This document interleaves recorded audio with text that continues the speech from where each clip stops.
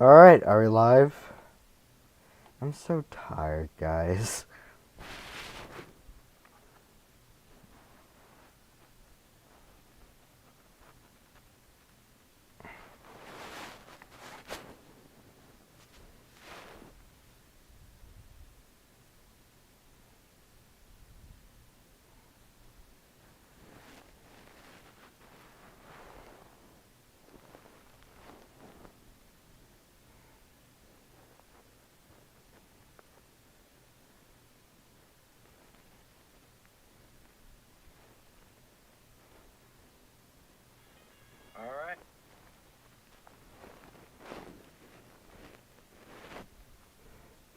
Alright, so what's going on, you guys? My name is NextLNate, and today we're going to be playing some Phoenix Wright Ace Attorney. I heard this game is really popular.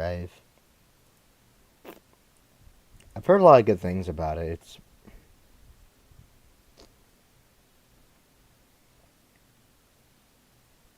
It looks cool. Alright.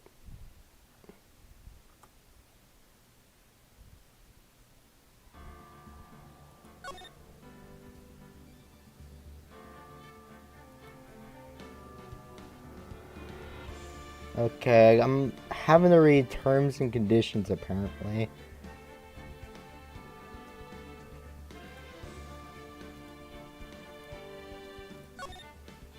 Okay, well, actually, wait.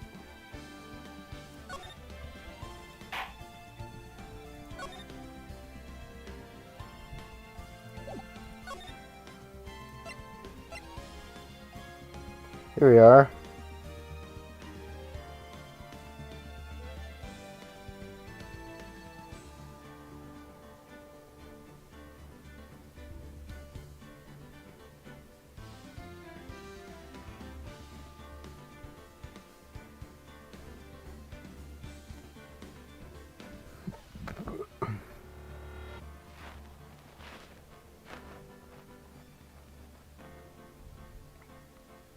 Alright, let me read chat. Nate! Me and Solar are playing Terminal 13 right now. Ooh, nice. Also, what's up, Just a Silly Power? Welcome to the stream. Okay. So yeah, I've never, not once, I never played a Ace Attorney game, so.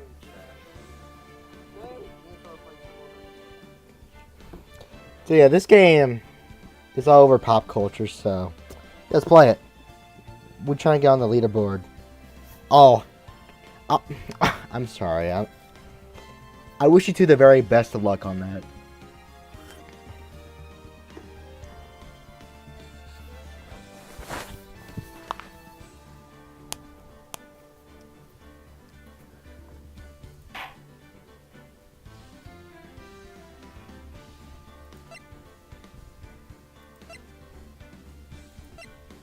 We're just gonna play regular old Phoenix Wright Ace Attorney. Play this game.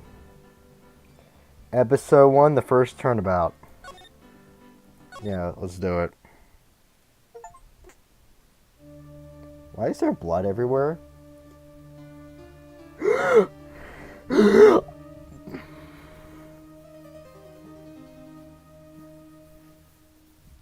What happened?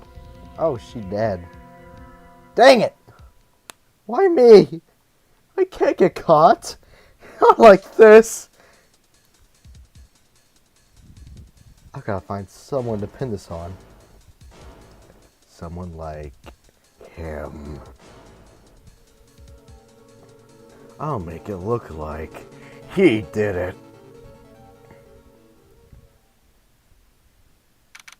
August 3rd, 9:47 a.m.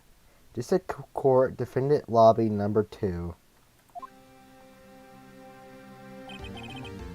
Boy, am I nervous. Right? Oh. Hi, Chief. Whew, I'm glad you made it on time. Well, I have to say, Phoenix, I'm impressed. Not everyone takes on a murder trial right off the bat like this. It says a lot about you and your client as well. Thanks. Actually, it's because I owe him a favor. A favor? You mean you knew the defendant before this case? Yes. Actually, I kind of owe my current job to him.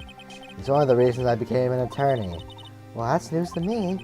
And I want to help out any way I can. I just really want to help him. I owe him that much. Hey, what's up, Soul? Welcome to the stream. Hi, Nate. How are you, my favorite streamer? Aw. I'm doing well. What about you, man?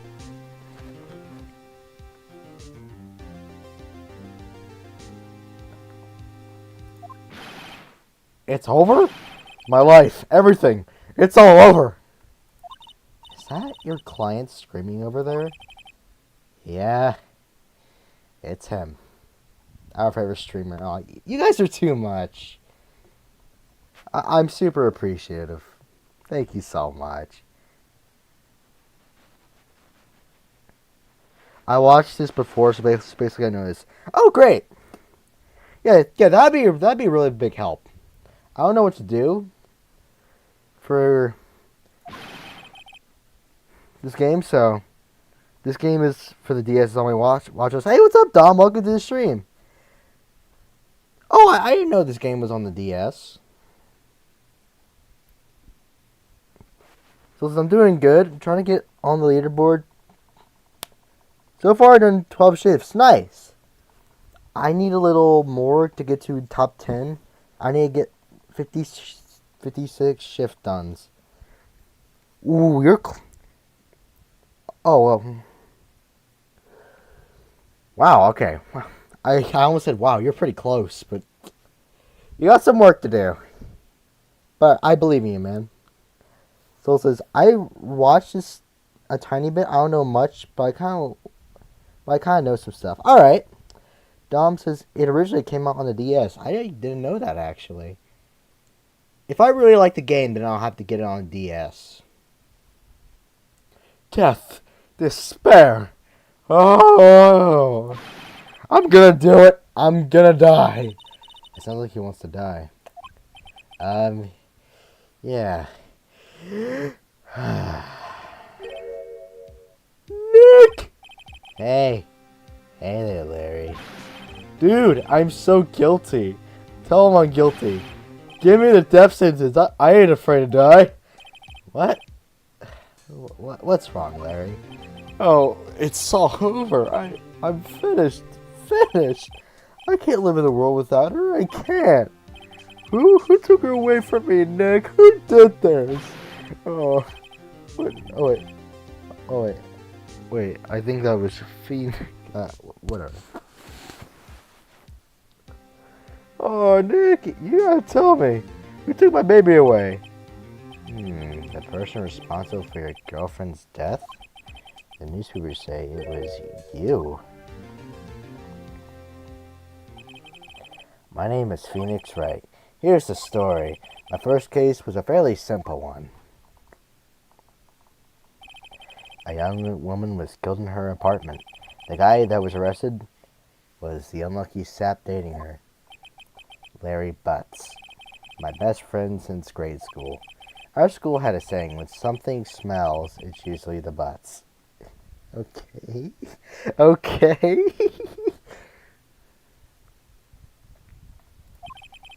In the 23 years I've known him, it's usually been true. He has a knack for getting himself in trouble. One thing I can say, though, it's usually not his fault. He just has terrible luck. But I know better than anyone that he's a good guy at heart, and I owe him one, which is why I took the case to clear his name.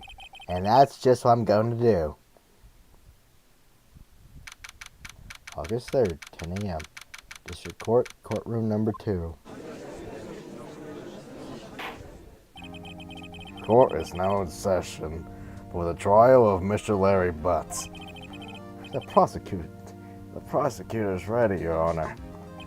The defense is ready, Your Honor. Mr. Wright, this is your first trial, is it not? Yes, Your Honor.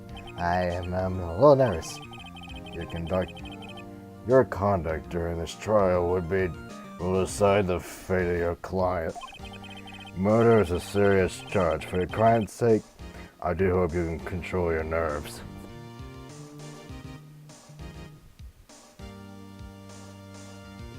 Oh, this isn't the music. Alright.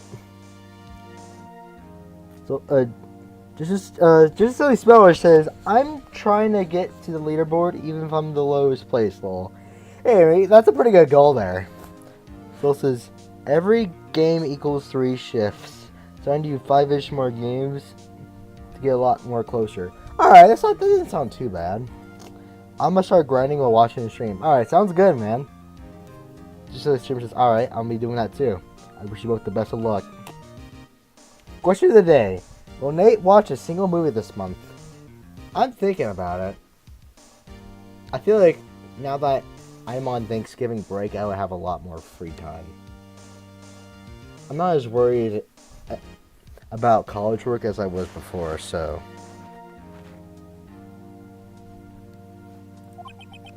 Thank you, Your Honor.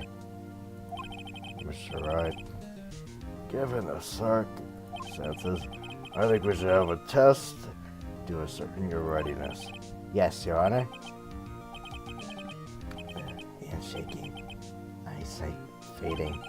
The test will consist of a few simple questions. Answer them clearly and concisely. Please state the name of the defendant in this case. The defendant? Well, that's Larry Butts, Your Honor. Correct. Just keep your wits about you and you'll do fine. Next question. This is a murder trial. Tell me, what's the victim's name? Whew, I know this one. Glad I can read the case report cover so many times. It's... Wait, No, wait, I forgot. I'm drawing a total blank here. Phoenix? Are you absolutely sure you're up to this? Do you even know the victim's name? Oh, the victim? Oh, of course. Oh, the victim? Oh, of course. I know the victim's name. I, just forgot temporarily. I think I feel a migraine coming on. Look, the victim name is listed in the court record.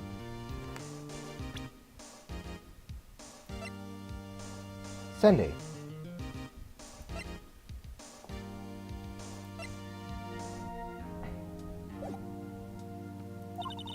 Just press tab to check it at any time, okay? Remember to check it often. Do it for me, please. I'm begging you.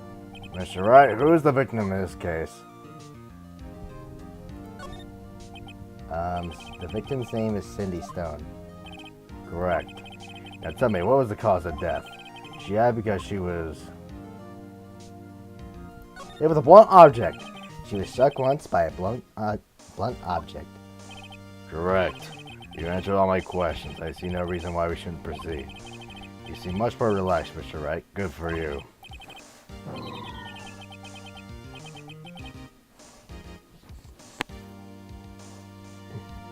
Hey, what's up, Wild Bee Guy? Welcome to the stream. Oh my gosh, this stream is a legendary pull. I love Ace Attorney, bro. Welcome to the stream, man. I'm super glad you're here. Yeah, it's my first time playing this.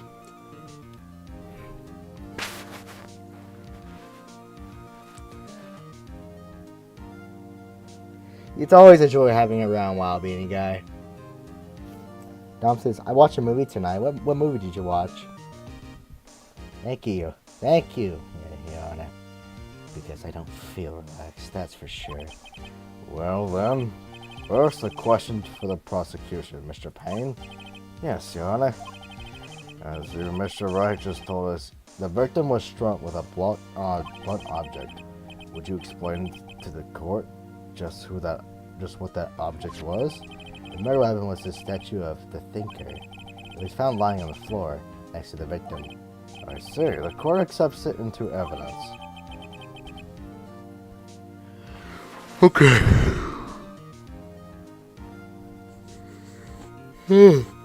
It's a comedy movie that came out earlier this month called Playdate. I haven't heard that one. Is it any good?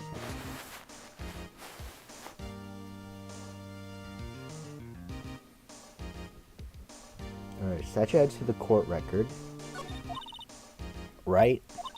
Be sure to pay attention to any evidence added during the trial.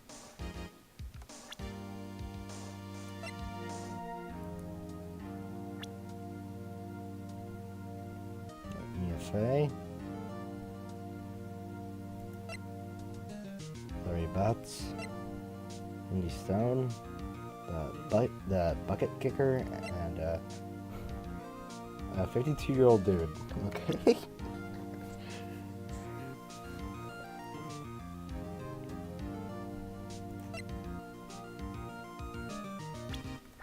Okay, a statue in the shape of a thinker. It's rather heavy.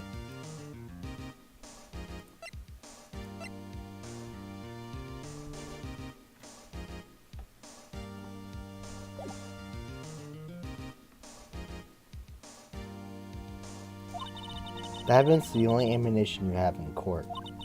Use tab to check the court record frequently.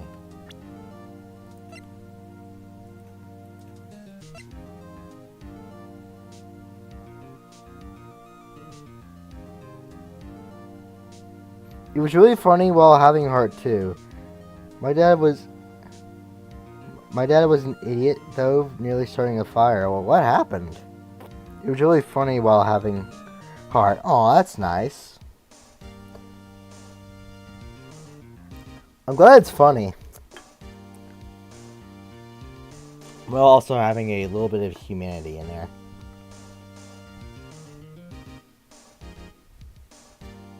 Okay, let's go. Mr. Payne, the prosecution may call its first witness. The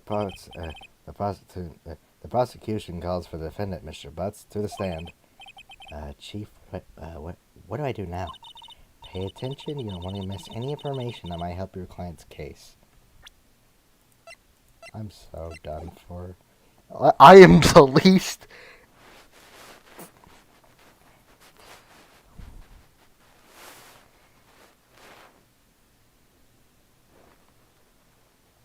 Could you somehow move your camera and stream like the window camera in your stream? Oh yeah.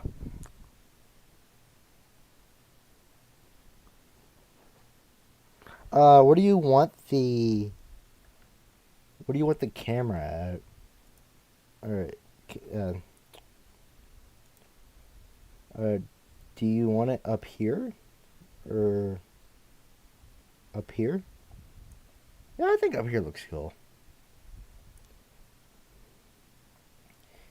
If you want it elsewhere, I can put it elsewhere.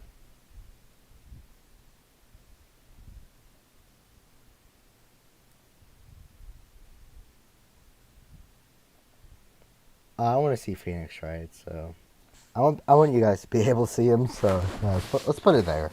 Put it there for now. No, the movie had that. My dad put the oven on clean mode, locking the door. Forgot some pans in there, and one of them had a plastic handle. Uh-oh. Yeah, it's fine. Alright.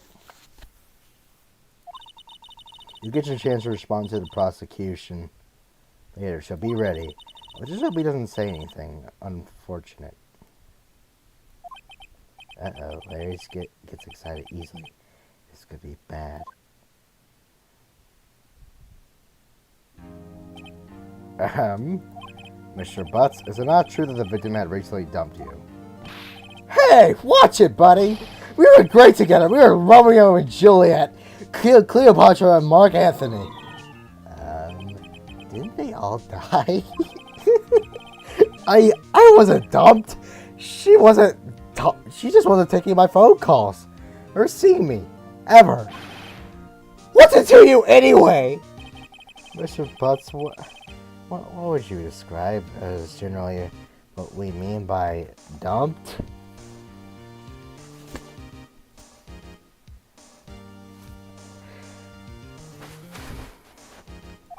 In fact, she had completely abandoned you and was seeing other men.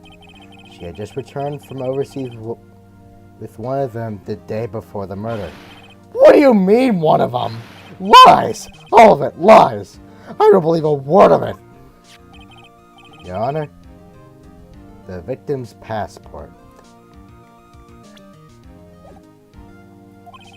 According to this, she was in Paris until the day before she died.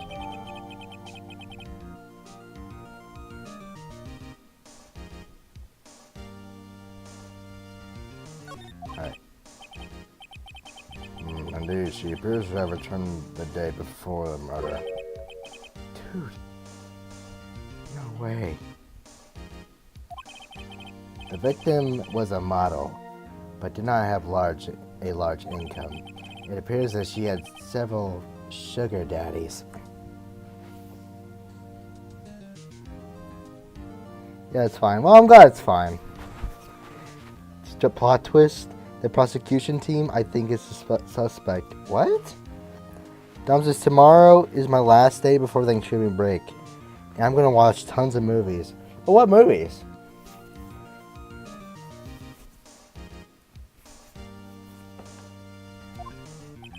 Daddies? Sugar? Yes, older men who gave her money and gifts. She took their money and used it to support her lifestyle. Dude. We can clearly see what kind of woman this Miss Stone was. Tell me, Mr. Butts, what do you think of her now? Right? I don't think you want him to answer that question. Yeah, Larry has a way of running his mouth in all the wrong directions. Should I? My client has no idea what the victim... My client had no idea the victim was seeing other men. That question is irrelevant and to this case. Oof. Dude, Nick, what do you mean irrelevant? Oh, wait. That's cheating. That's cheating, she-dog. I'm gonna die. I'm just gonna drop dead. Yeah, but I'm gonna be in an afterlife to get to the bottom of this. Well, let's continue with the trial, shall we?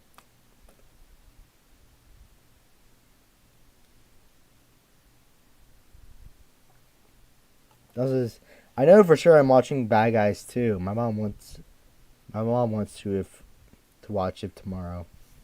And Freebirds for Thanksgiving. There'll for sure be more. Oh, I need to watch the Bad Guys too.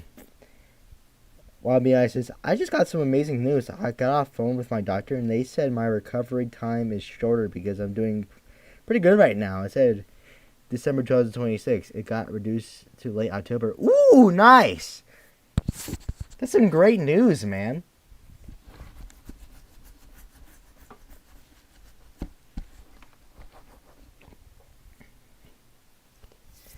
Hopefully you'll be able to play some sports in no time.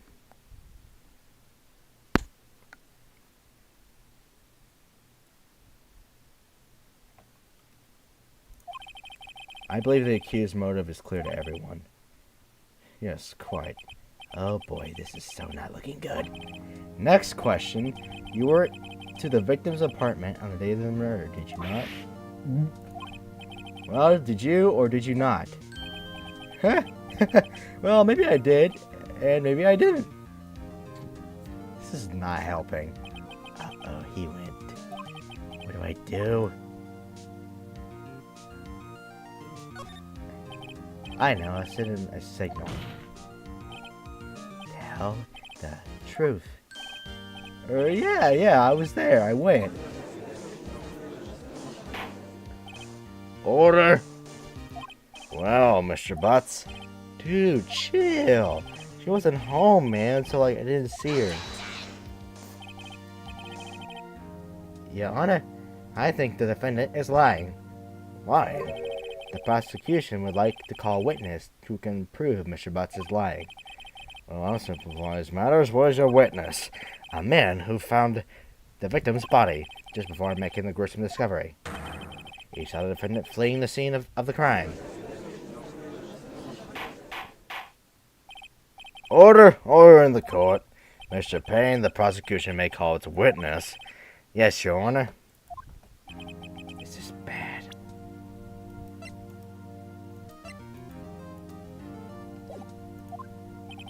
On the day of the murder, my witness was selling newspapers at the victim's building. Please bring Mr.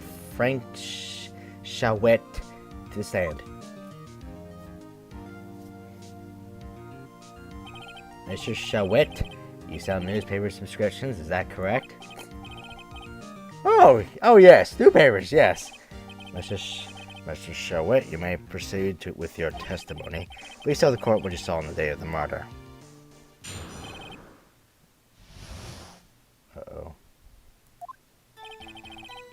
I was going door to door, selling subscriptions when I saw a man fleeing an apartment. I thought he must be in a hurry because he left the door half open behind him. Thinking it was strange, I looked inside the apartment. I saw her lying there, a woman, not moving. Dead. I qualified in fright and found my... Oh, I freaking skipped it, whatever. I thought to call the police immediately. However, the phone in her apartment wasn't working. I went to a nearby park and found a public phone. I remember the time exactly. It was 1 p.m. The man who ran was, without doubt, the defendant sitting right over there.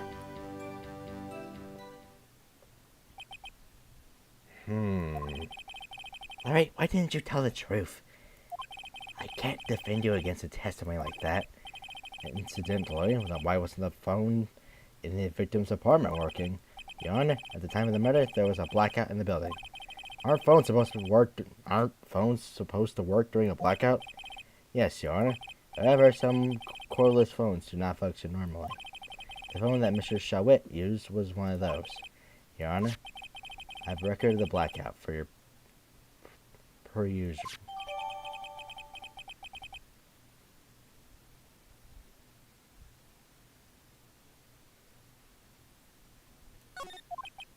Now, Mr. Wright. Yes, yes, Your Honor. You may begin your cross-examination. Cross-examination, Your Honor? Alright, right? This is it. The real deal. What exactly am I supposed to, what exactly am I supposed to do?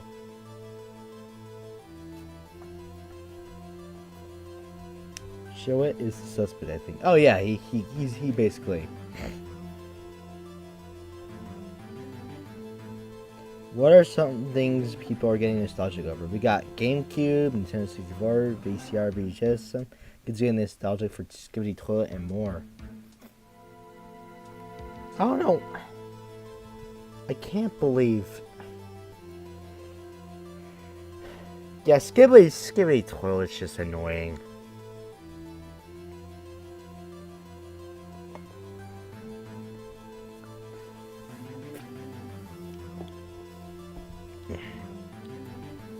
Legos? How can blind people hear? Ears. Okay. Just silly story says Hot Wheels when they still had design in the bottom. Oh wait, they had design on the bottom?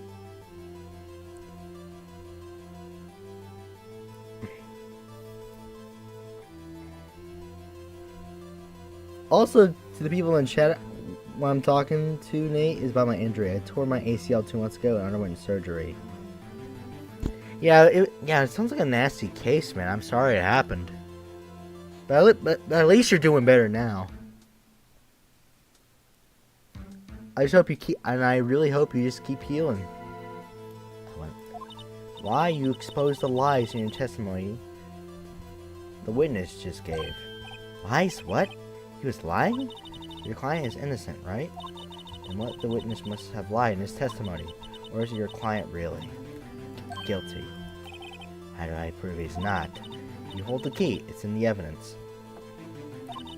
Compare the witness's testimony to the evidence at hand. There's bound to be a contradiction in there. First, find contradiction between the court record and the witness testimony.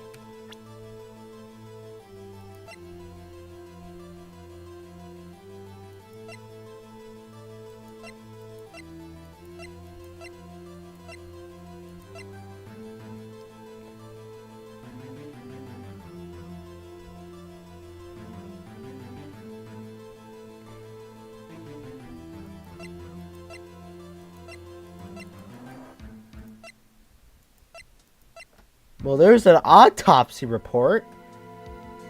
He said the murder happened at 1 p.m. specifically. If she died around 4 through 5 p.m.,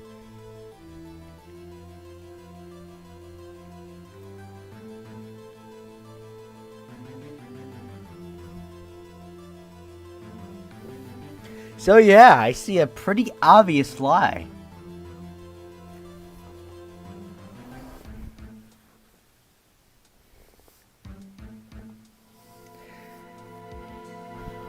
shameful.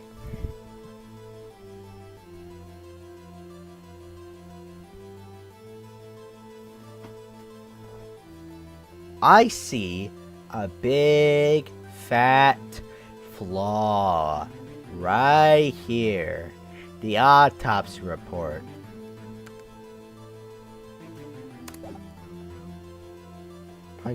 Between the court record and the witness testimony.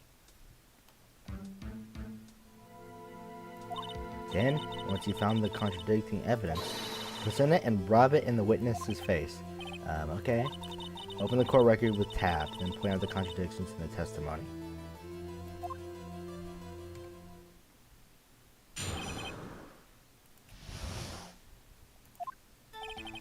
I was going door to door selling subscriptions.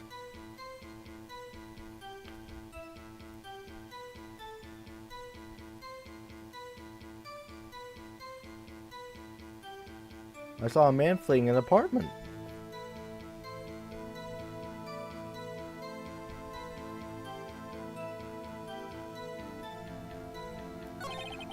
I thought he must be in a hurry because he left the door half open behind him.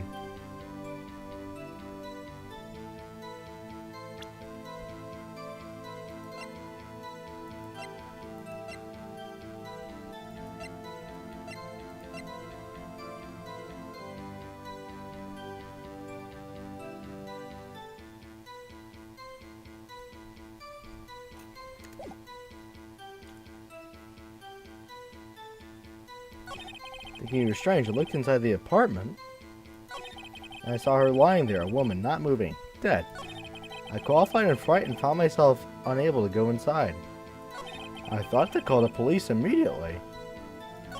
However, the phone in her apartment wasn't working. I went to a nearby park and found a public phone. I remember the time exactly, it was 1 p.m.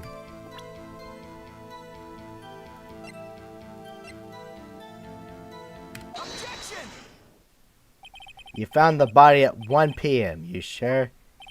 Yes, it was 1 p.m. for certain. Frankly, I find it hard to believe. Your statement directly contradicts the autopsy report. The autopsy notes the death at some time after 4 p.m. There was no body to find at 1 p.m. How'd you explain this 3-hour gap? Oh, he's sweating. He is sweating.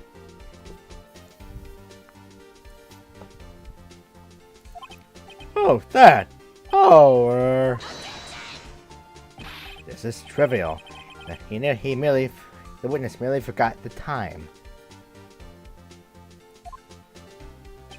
After his testimony, I find that hard to believe.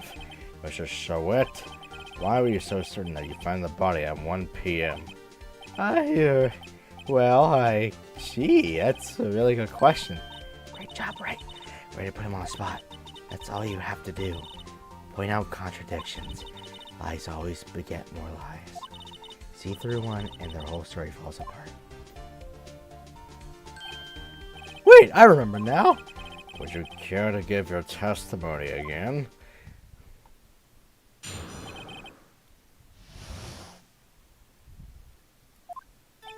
You see, when I found the body, I heard the time. There was a voice saying the time, surely coming from the television. Oh, but it was 3 hours off, wasn't it? I guess the victim must have been watching a video. Of a taped program. That's why I thought it was 1 p.m. Terribly.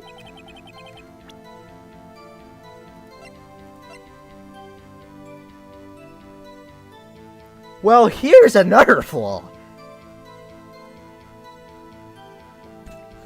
There was a blackout. There was no TV on. Alright, Dom says, guess what? My birthday is, 7 days away. I hate those numbers. In 3 hours and 40 minutes, it will be different. Aw, man. Yeah, the 6-7 meme's annoying. Yeah, one because he said, I tore it while playing Star Trek. I got my cleat stuck in a turf. I was charging for the ball and my ACL tore. Ugh, that sounds nasty, man. He said, oh yeah, by the way, Nate, my team actually won the championship 2 weeks after my injury because I got injured during the quarterfinals against our town rivals. Ooh, at least your team won. These people are sweaty. Yes, they are, Dom. Terribly sorry about that misunderstanding. That's bull crap. I see. You heard a voice saying the time on a tape program. Mr. Wright, you may cross-examine the witness. Right? You know what to do. I got this one. And I know an obvious flaw.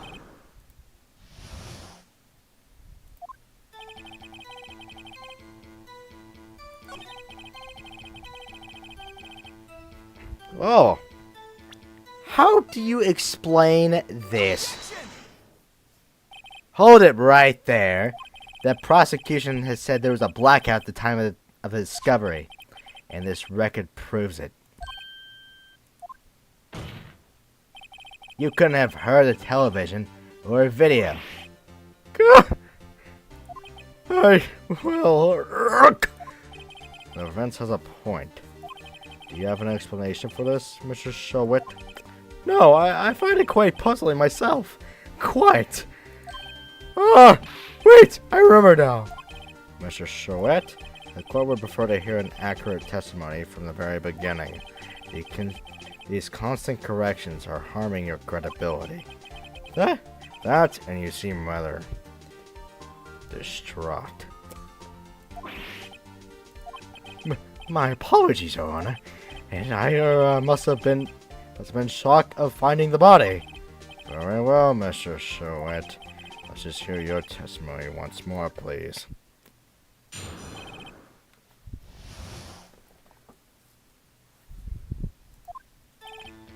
Actually, I didn't hear the time. I saw it. There was a table clock in the apartment. Wasn't there?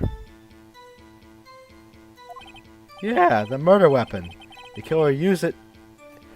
Okay, there's another flaw. You used the statue. You didn't use the clock.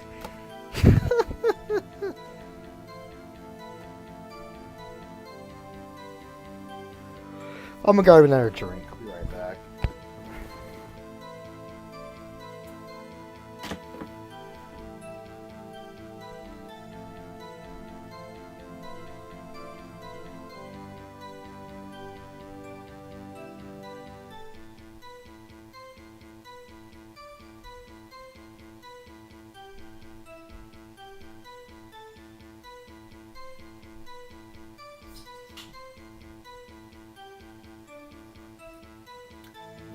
Wright cranberry.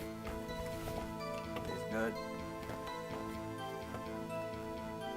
So I was walking home from school. It started raining, and as soon as I got home, it stopped raining. I was literally fake up. And I was sitting saying, really funny. Ha ha. Hey. Well, at least you're out of the rain now. Hey, what's up, Dark Goblin? I'm so sad right now. What's wrong, man? Is everything okay? I just wanted to guys say, why are you sad? What's wrong? You don't have to say what's wrong. But I'm really sorry you're sad, man.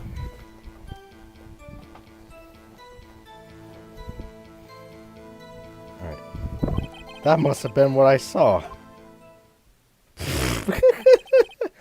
You saw a clock. I guess that would explain it. The defense may cross-examine the witness. Gladly.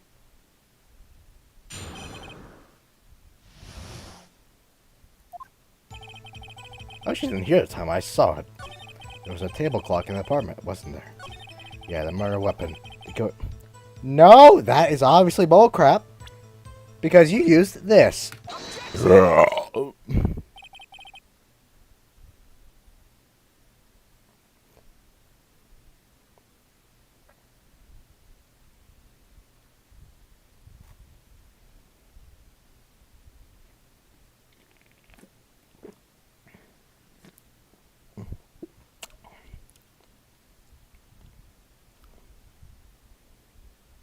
My favorite YouTuber, Flash, my best friend, it's taking a break. And I'm worried. Wait. So your favorite YouTuber, Flash, your best friend, and he's taking a break and you're worried.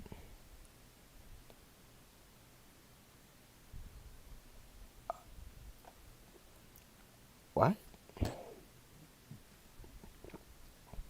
Is that what I'm getting?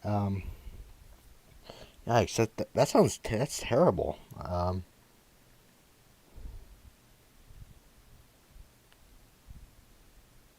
Wait, no, I'm sorry. Your, your favorite, your favorite YouTuber, Flash, also your best friend, is taking a break and I'm worried. Oh, I'm sorry, I couldn't, I had trouble interpreting that a little bit.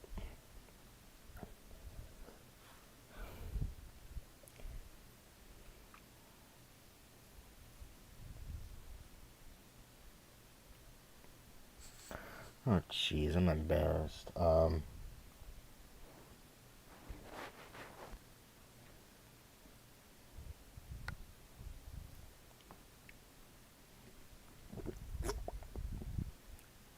so sorry. It took me a while to interpret that.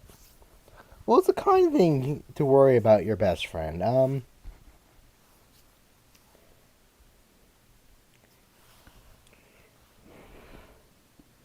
Well, do you have his contacts? Like phone number?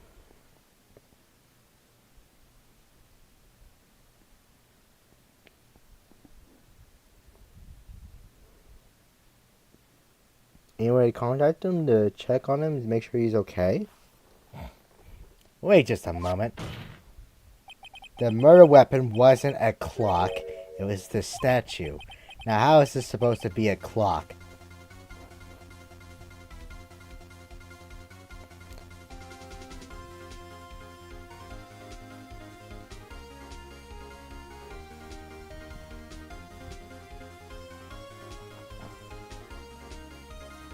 She's not in the best mental state, and at any moment now, she might end it all. Oh no. I am Super Mario DLC worried. Oh yeah, it's the banger tune, but okay. Well, do you have any way to talk to her?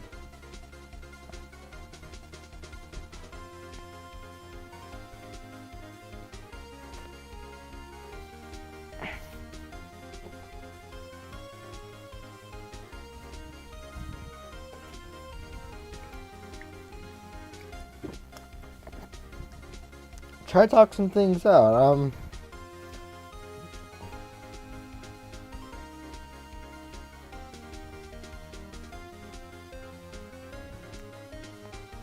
I mean, I don't know her, and I'm worried for her also, man. Alright. Yeah, this is a banger tune, Dom. I've been trying for days. Okay, that. And, no response. Okay, that, I can see why that would be worrisome. I gotta dip for a bit. Be back soon. Alright, Mommy Guy. Hope to see you soon. Oh, jeez. Okay. Now, how is this supposed to be a clock? What? You with your objections and your evidence. Just who do you think you are? Just answer the question, Mr. Showit. Hey, I saw it there, okay? That's a clock. Your Honor, if I may. Yes, Mr. Payne. As the witness said, this statue is indeed a clock. The neck is a switch. You just tilt it and it says time out loud. And it doesn't look like a clock. I submit it as a statue. My apologies. I see. So remember one of them was a table clock after all. Well, Mr. Wright, it appears that the witness's testimony was correct. This is a clock. Do you have any problems with this testimony now? Your Honor, there was a gaping hole in the witness's testimony. The only way he could have known the weapon was a clock is to hold it in his hand, and yet the witness testified that he never entered the apartment. Clearly a contradiction. Indeed. The witness knew it was a clock because he...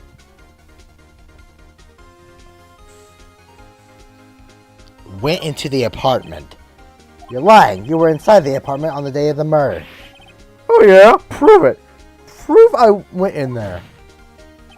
I'll do better than that. I can prove you were the one who killed her. You struck her with a clock. You struck her with a clock, and the shock of the blow triggered the clock's voice. That was the sound you heard.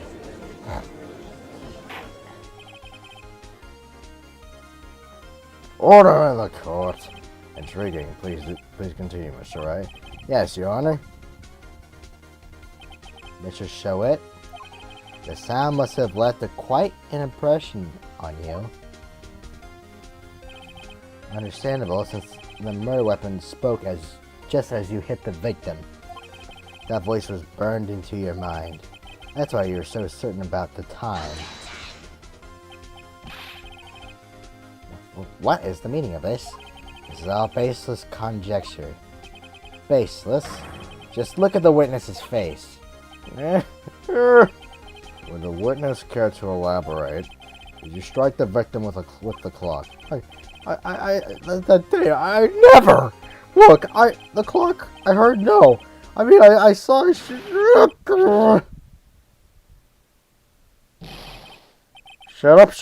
up! I hate you. It was him, I tell you. I saw him. He killed her and he should burn. Burn. Give him death. Order. Or in the court, I say. Your Honor, a moment, please. There's a shred of evidence supporting the defense's claims. Mr. Wright, Your Honor, you claim the sound the witness heard came from the clock. Do you have any evidence? The whole case is writing on this and parsing it through carefully.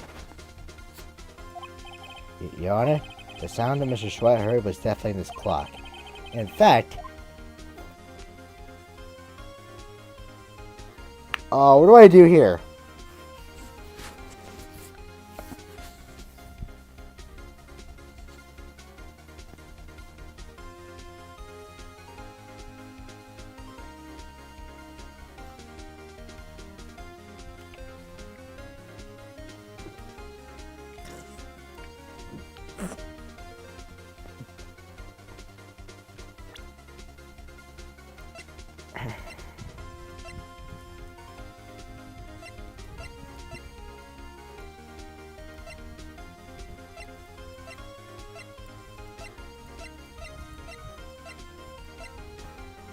Dom says, have you seen the Minecraft movie? Yes, I have. I really like it. It's definitely not as memorable as the Sonic movies or the Mario movie, but I still like it. It's pretty good.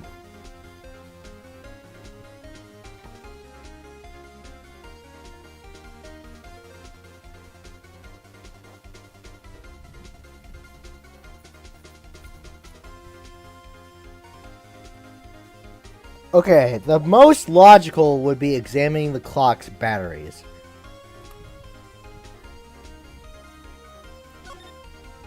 All you have to do is examine the batteries.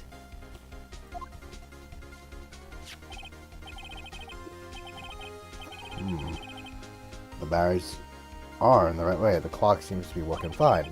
What does you mean, Mr. Wright? The clock was working fine. Yes, and? I'm sorry. I think I got confused back there with all the testimony. Mr. Wright, I expect more from a lawyer in this court, even if it's your first day.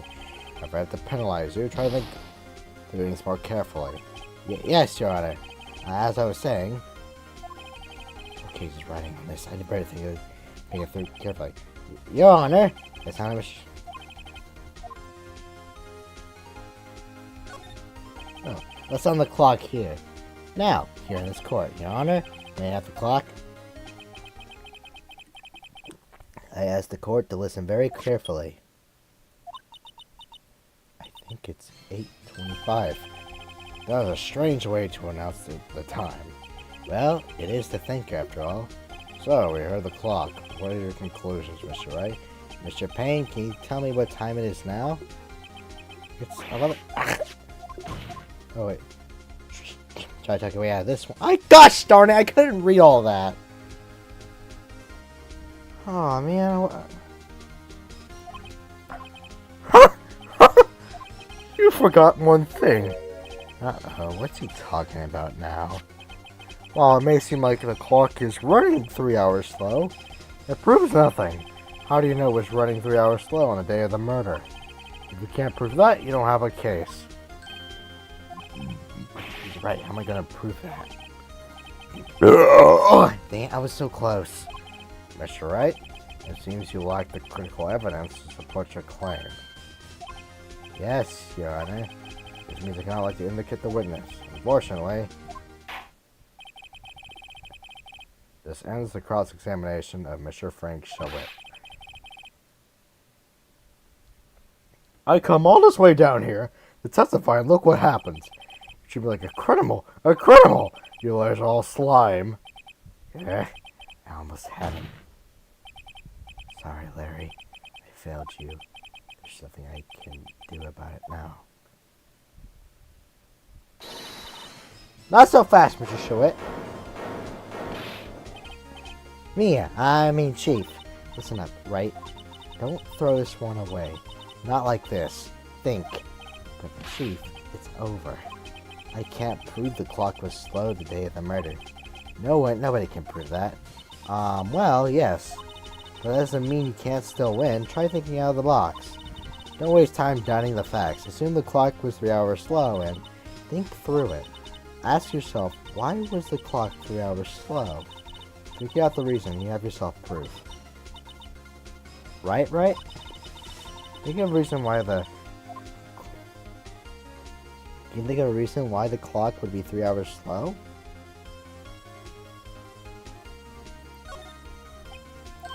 Wait, maybe I can prove it. You must have evidence somewhere that can prove it, right? Find it and let him have it.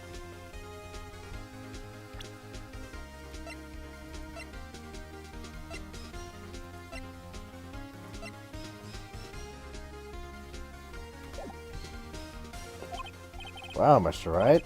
You say the clock was already running slow on the day of the murder. Have you found evidence to support this claim? Of course, there is a piece of evidence in the court record that can prove my claim beyond a doubt. Ha! Tough work to see you pull this one off. Let's see the evidence that proves why the clock was running slow.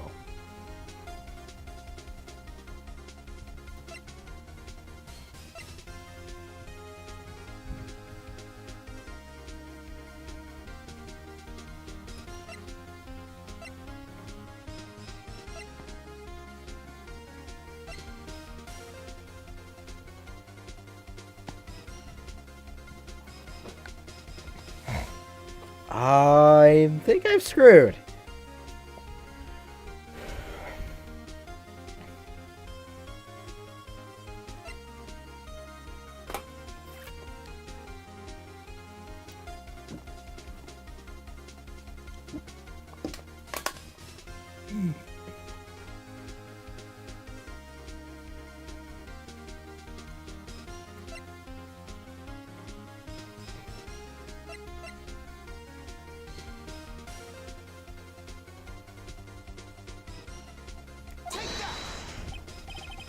Excuse me, this proves your claim. How?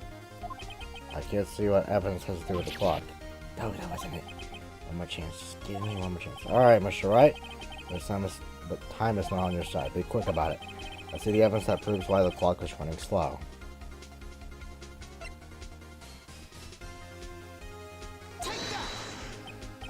Excuse me, this proves your claim. How?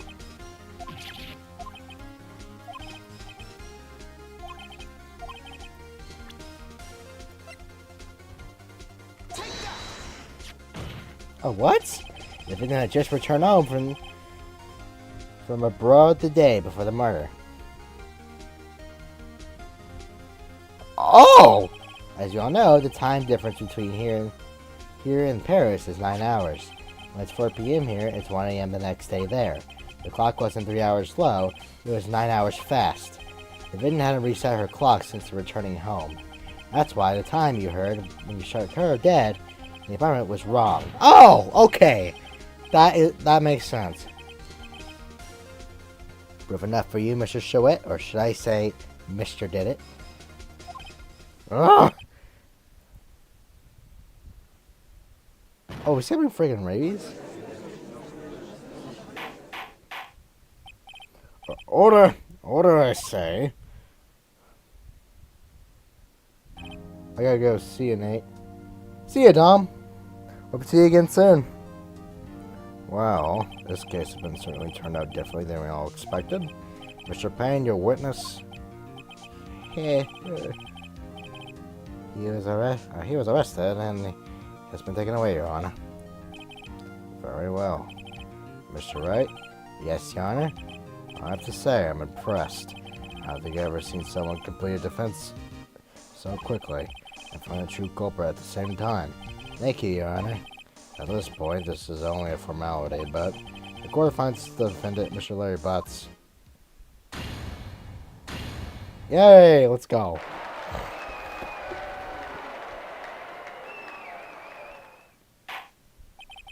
And with that, the court is adjourned.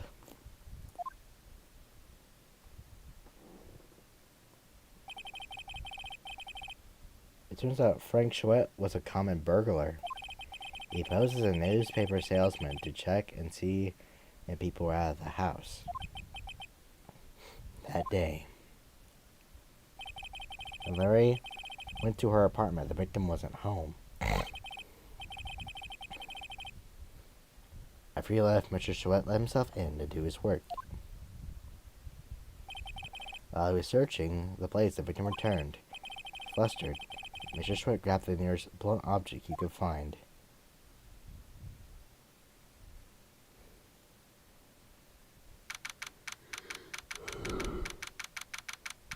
August 3rd. 2:32 p.m. Ugh, I still can't believe we won. Right? Good job in there. Congratulations. Thanks, Chief. I owe it all to you. Not at all, not at all. You fought your own battles in there. It's been a while since I've seen a trial end on such a satisfying note. I've never seen the Chief looking this happy. If she's as glad, imagine how Larry must feel. My life is over. Larry, you're supposed to be happy. What's wrong now? Oh, Nick. Don't worry about me. I'll be dead and gone soon. Good. Wait, no, I mean bad. Larry, you're innocent. The case is closed. But my Cindy Wendy's gone, man. Gone forever. Larry, she was a... Nah, never mind. Congratulations, Harry. Harry? Yes, you. I can practically see the headlines now. Harry Butts. Oh, okay. Innocent. Huh. Thanks. I really owe you one. I won't forget this ever. Let's celebrate. Dinner, movie, my treat. Oh no, I couldn't. Harry, I was the one who got you off the hook. Hey, I was the one who got you off the hook. Oh, hey. Here, take this. It's a present. A present for me? Wait, wasn't this evidence that... Actually, I made this clock for her. I made one for her and one for me. Really? You made this? Well, thank you. I'll keep it as a memento. Yo, Nick. Can you believe it? I was so into that chick. And now she was just playing me for a fool. Don't that make you want to just cry? Larry. Are you so sure? Excuse me? I think she thought quite a lot of you in her own way. Nah, you don't gotta sympathize me. It's okay.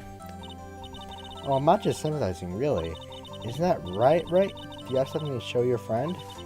Something that proves how she felt about him? Huh? Oh, yeah, right. What is she talking about?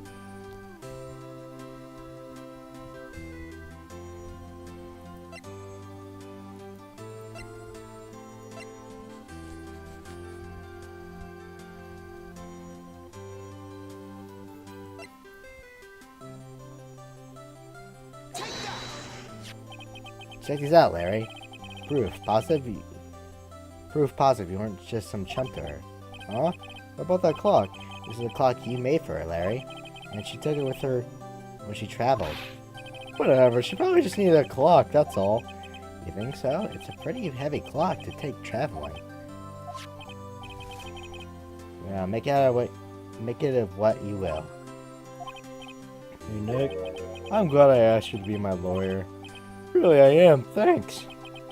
Hope that made him feel a little better. Right? I hope you see the importance of evidence now. Also, hopefully you realize things change depending on how you look at them. People, too. We never really know if our clients are guilty or innocent. All we can do is believe in them. And in the order to believe them, you have to believe in yourself. Right? Listen, learn, grow strong. Never let go of what you believe in. Never. Well, I think our work here is done. Shall we be off? Yeah, I guess so. Say, how about dinner? On me? We'll drink a toast to innocent butts. Yeah. Oh, speaking of Harry, you were saying part of why you became a lawyer was because of him? Yeah, part, at least. Let's tell me more about it sometime. Maybe over drinks? And so my first trial came to a close. Larry slapped me on the back and said, "Gee, Nick, it's good to have friends. I'm pretty sure he's not going to pay us. Unless you count the clock he gave me." I didn't know it then. That clock was soon going to be at the center of another incident. And my promise to tell the chief about me and Larry would be one promise that I wouldn't be able to keep.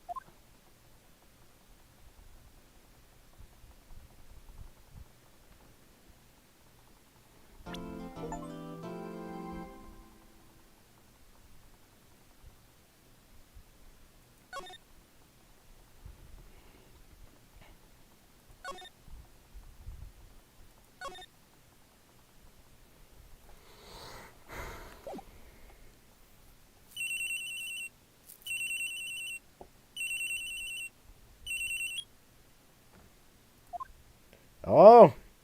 Hello, this is Maya. Hey, Maya. It's me. Maya, what's up? You haven't called in a while. Sorry, I've been so busy. How have you been? Well, lonely, and it's your fault. Nah, I'm just teasing. I've been great. I'm finally getting used to having my own place. That's good to hear. Actually, I'm calling because I'm here because of a favor to ask. I know. You want me to hold evidence for you? Sharp as always. There's a lot of buzz about the upcoming trial.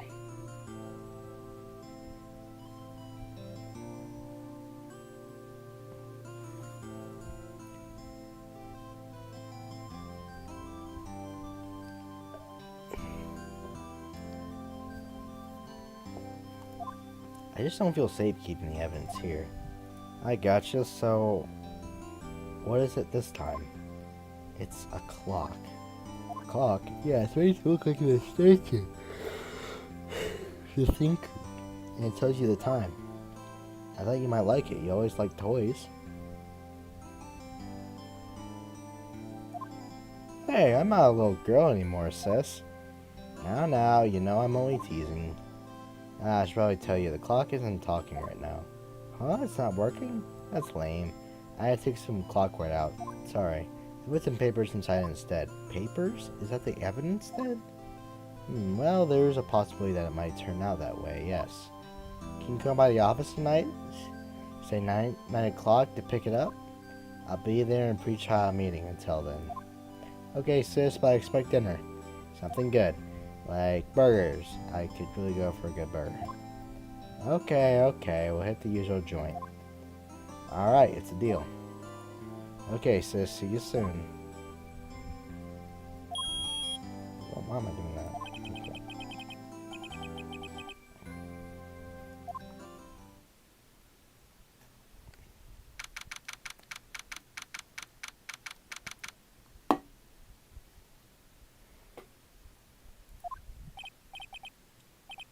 Now, Miss Faye, I'll take what's mine, the papers. I'm sorry, but I can't give you what I don't have. Miss Faye, you are a poor liar. Why, I see her right over there. That must be the thinker that saw those papers. How could you know? Oh, you're not cogniferous of my background. Gathering information is my business, you see. I should have been more careful. Oh. My dear Miss Faye, I am so very sorry, but I'm afraid I must ask you for one more thing. Your eternal silence. Farewell, Miss Faye.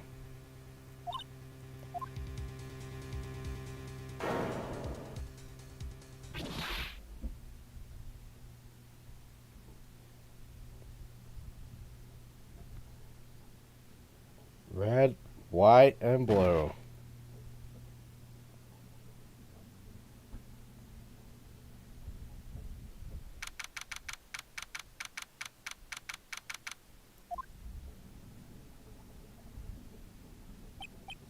Uh-oh, I'm late. Huh, that's strange. Guess the chief left without me. She said her sister was coming over, so we shall go out for dinner. What's that smell? Blood? Mia! Maybe she's in her office. Smell blood, and that can't be good. I would check and see if Mia, the chief, is okay.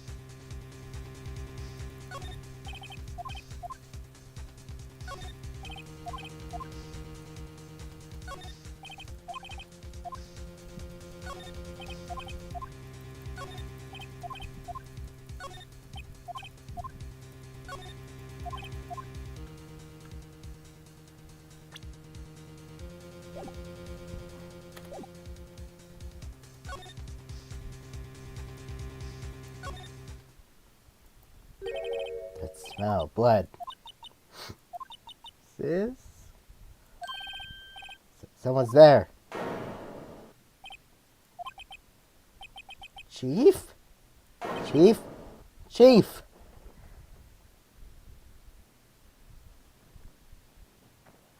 Well, being nice, sorry. My girlfriend had called me, so I had to dip. Hey, no worries, man. I mean, your girlfriend comes first, so glad you're back, man. Who are you?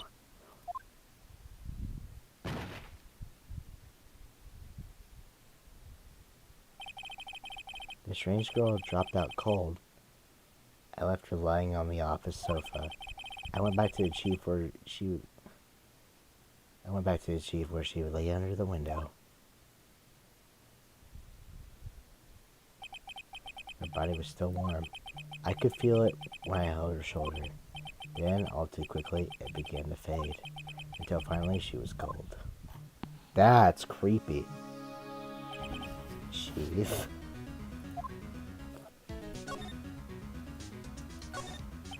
Chief. It's hard seeing her like this, but if there were any clues here, she She was struck on the head with a blunt object. She probably died instantly. The thinker lying next to her must have been the murder weapon. What is with people using clocks as weapon?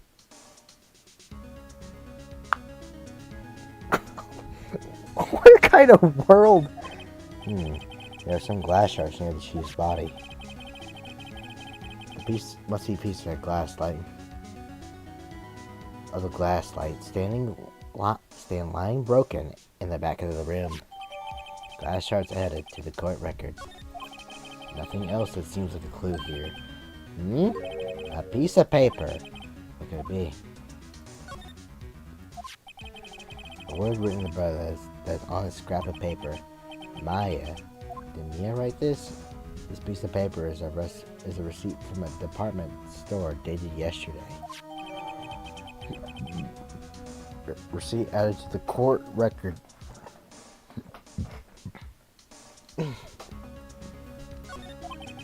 I think that's enough stripping around for now.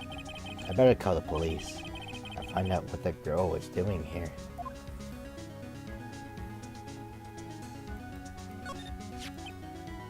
It's encrusted with dried blood. Ironic is that it's become the murder weapon. Again.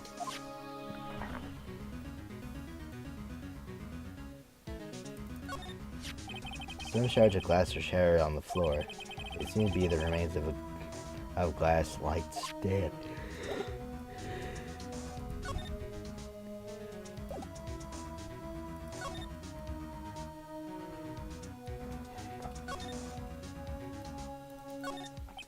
The Fanco ledger book. Everything's written in the chief's ultra neat handwriting. It's a small office, but it makes a good bit of money. Oh yes, the call. Right, I better call the police. That's funny. A few of the screws in the receiver are missing. It looks like someone was halfway through talking. Police! Please, come quick. Wait. What was that? Someone screaming from outside the window? She's staring right at me. She's holding a phone in her hand.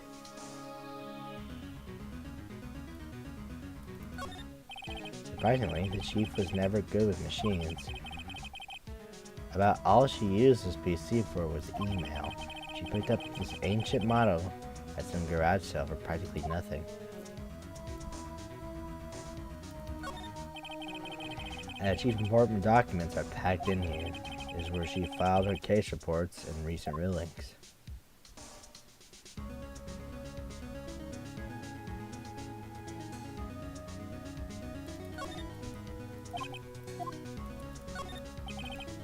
To share, simple, functional design feels pretty good to sit in, too.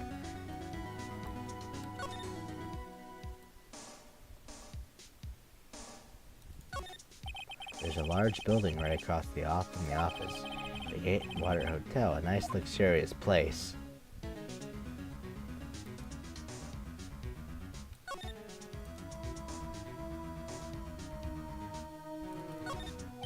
A perfectly normal office desk. The chief had a very particular policy about office decor. Spend big on the stuff the clients use, but keep your own stuff simple.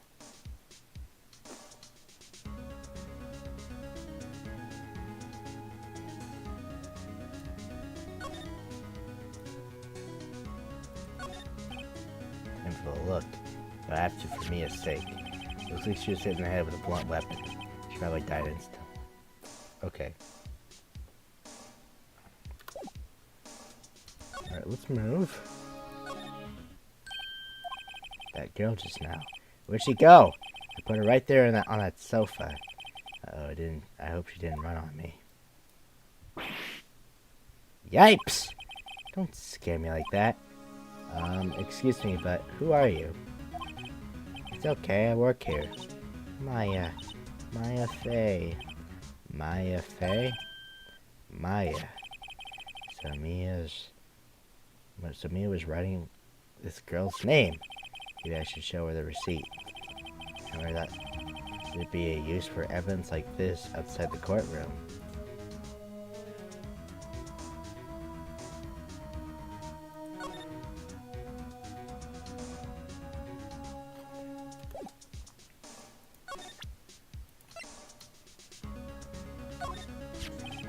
Before Mia died, she wrote a message with her own blood. She wrote it on the back of this receipt. That's my name! Well, why? Why would she write my name? Please, just calm down. Why would she just write my name? Uh-oh, now I've done it.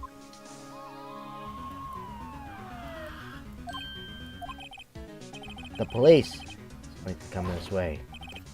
Freeze, police! Alright, I'm Detective Dick Gumshoe. See? Gumshoe? What an odd name. You received a report from the building across the way, see? Got a person saying they saw a murder. It must have been that woman I saw. Anyway, I don't want either of you moving 1 inch, okay? Great, just great. Maya, wait. She wouldn't have. Nah. Whoa. Excuse me? Eek!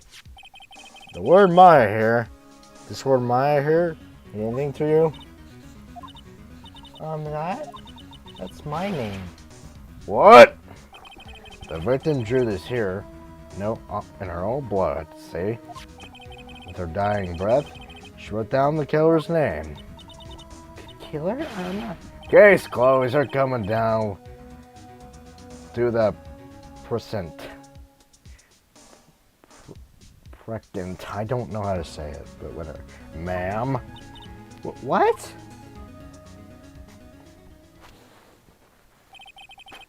Mia's younger sister Maya was arrested on the spot.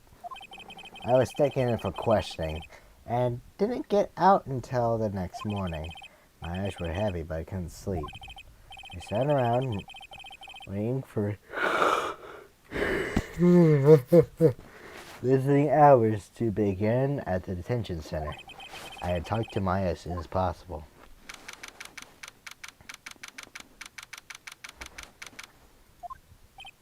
Wow, they had poor Maya locked up like a criminal. Oh, it's you, the lawyer. Good morning. Good morning. She looks so tired. Are you gonna be my attorney? Well, that's what I wanted to talk to you about.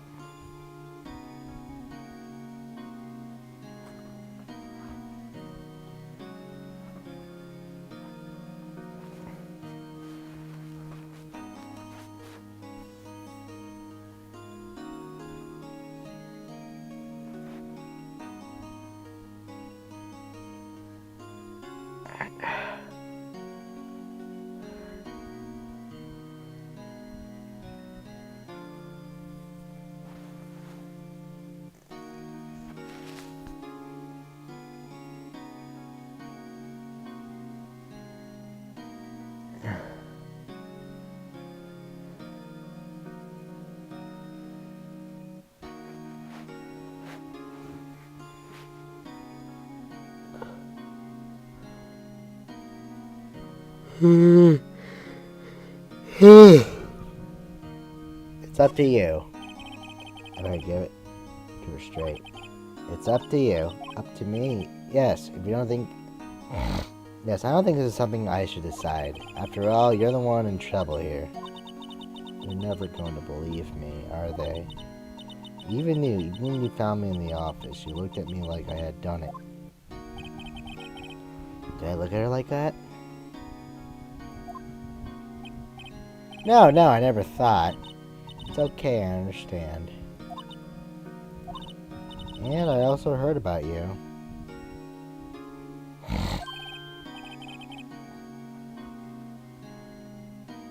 Heard? Heard what about me? I was talking to my sister on the phone the other day.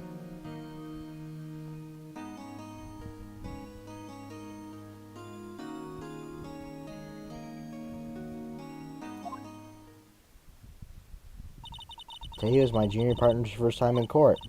Wow, really? How did that go? It was quite the scene. Honestly, I was on edge the whole time. It's been a while. So he crashed and burned? He's a genius. One of those strike fear into the hearts of evil types. The only thing he's lacking is experience. Huh? Sounds like it was fun. Well, I know. Well, now I know who to go if I ever get in trouble now. I don't know, Maya. I think you might want to wait. Give him 3 more years. That is, unless you want him to be found unless you want to be found guilty. That's what she said. I'm sorry. I didn't mean to insult you. No, it's okay. It's true, I guess. But at the same time, I can't sit by and watch. I think the person who did this to Mia. I know.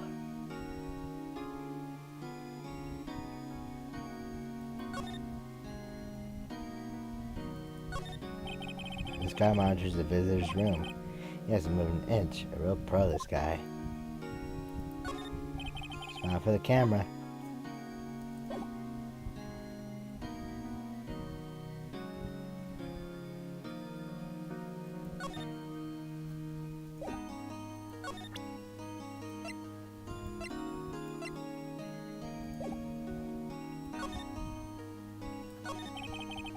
Could you tell me about the day of the murder?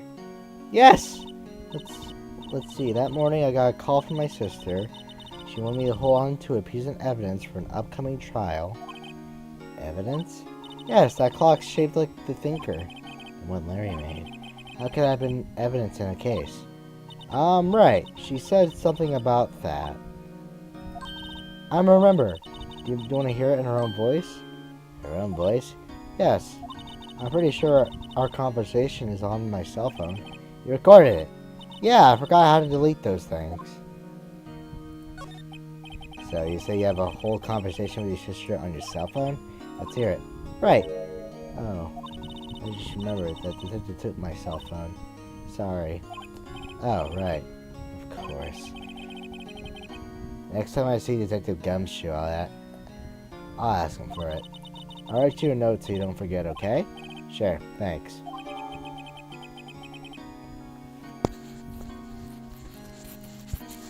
Maya's memo added to the court record.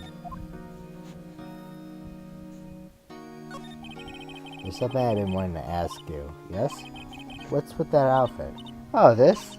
This is what all acolytes wear. It's my uniform, you could say. Acolytes, like people in religious training? Oh, it's nothing strange, really. I'm a spirit medium in training. A spirit medium? I'm pretty sure that qualifies as strange. So you're an acolyte, a medium in training. That's right. The Fae family, especially the women, have always been very sensitive to the spirit world. Wait a second, you said the Fae family? So Mia was into this stuff too? Of course! She left the mountain to follow her career, she said. Her powers were first class too. I had no idea. Wait. What? So you're a real honest to goodness spirit medium with ESP and all that? Yes, in training. Well, can't you contact me as spirit then? You just ask her who killed her. I'm sorry. I'm still in training. I couldn't do something on that level. I thought that'd be too easy. Did something matter? I was wondering, can I ask you a favor?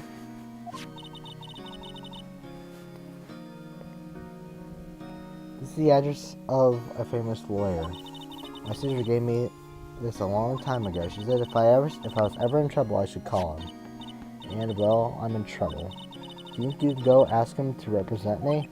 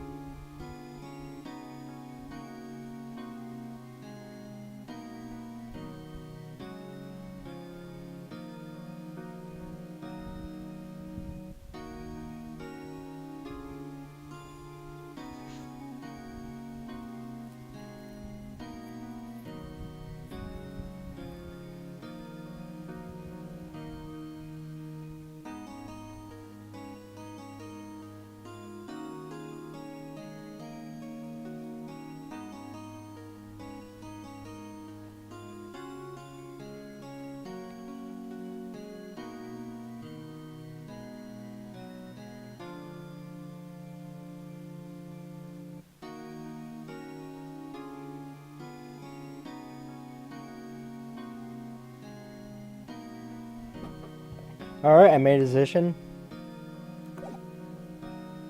Not a chance. I'm sorry. I think this is the kind of thing you should really do yourself.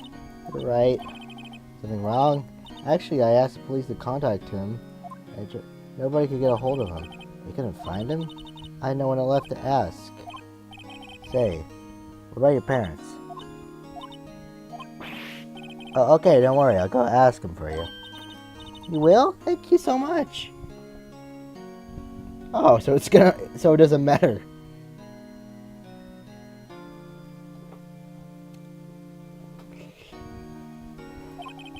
I'm just worried what will happen if I can't find him. I'm sorry. They told me that if I don't find one, the state will pick an attorney to defend me. And when will that happen? They gave me until 4 o'clock this afternoon. And visiting hours are almost up. I better hurry. Right, I'll be back. Can you tell me about the day of the murder? Sorry, I know it must be hard. No, it's okay. All I've been doing these last few hours talking about it. We've kind of gotten used to it. Let's see, that morning I got a call from my sister. She wanted me to hold onto a piece of...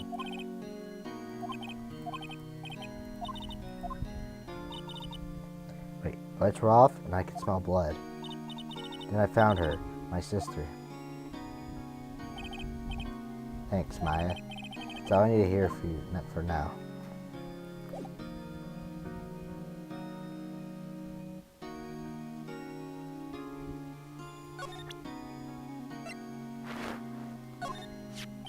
I wanted to ask you about the murder weapon.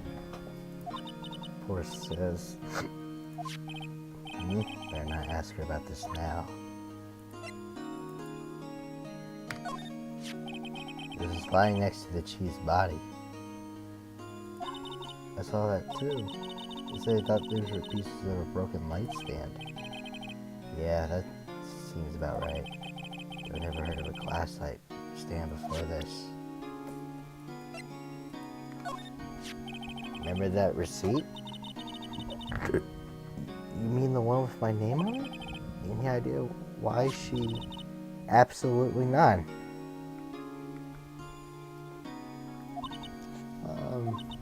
Do you trust me?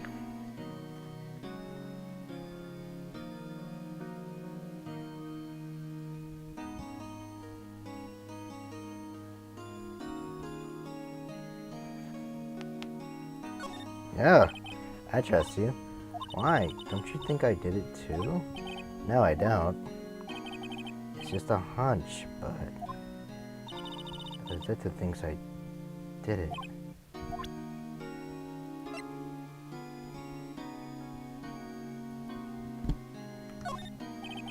I want to ask you about your cell phone.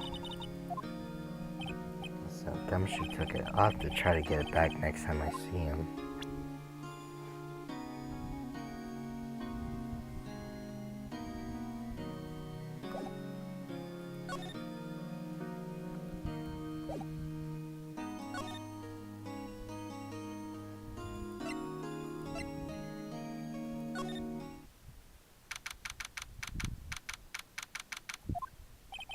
The office filled with police officers. They're all busy searching for clues. Hey, you there! There's a crime scene, pal. No trespassing. Oh, sorry. I didn't know you were from somewhere. Wait, you're that Butts guy, aren't you? Oh, no, Phoenix Wright. How could anyone mistake me for Larry? Ah, I guess I got the wrong name. Mr. Wright. Sorry about that. That Butts guy, he was a killer. And you're no killer, right? He was proven innocent.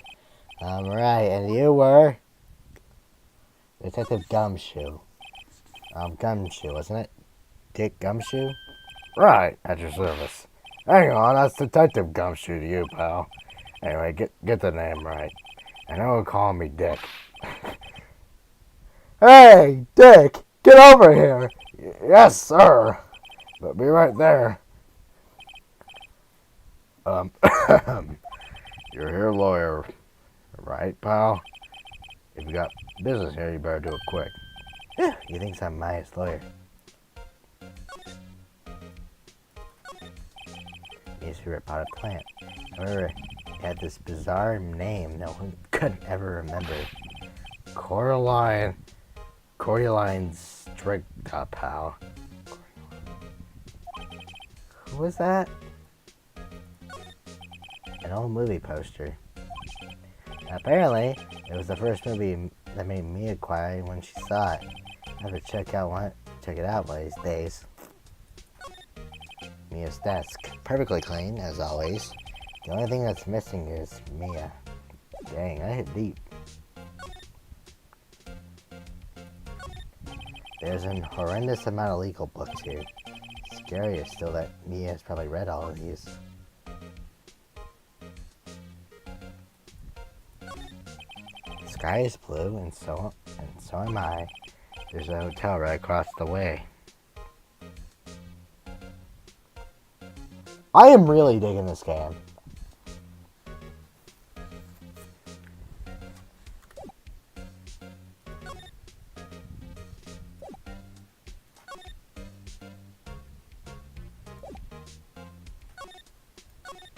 About Miss Faye, do you have an autopsy? You want to know the results, No, don't you look at me like that, pal. It's no use. She might have been your boss, but doesn't mean you get any special treatment. Alright, you can see a report, but that's all.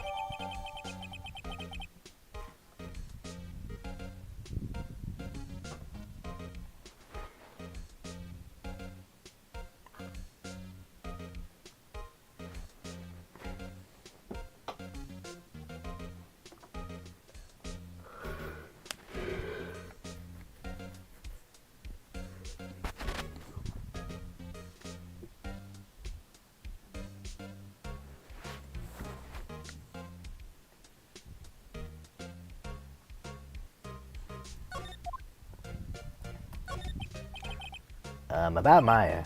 Yeah, I'm looking forward to the trial. Sorry, pal, but this is one trial you aren't gonna win. Why do you say that? They say you put prosecutor Edgeworth to the prosecution. Edgeworth. I'm sure you know what that means. You bring a lawyer and all. Prosecutor Edgeworth. That's right, pal. Mr. Miles Edgeworth himself. Wait, do you know him? Don't? Of course not. Never heard of him. Whoa! And you calling yourself a lawyer, pal? About 4 years ago, this Edgeworth guy became a prosecutor at the age of 20. Everyone says he's a genius. Surprised you don't know him. Of course I know. I was just plain dumb. He's a cold, heartless machine who'll do anything to get a guilty verdict. There are rumors of back alley deals and forged evidence. All I know is for sure that Edgeworth hates crimes with an almost abnormal passion. I never imagined I'd be facing him so soon.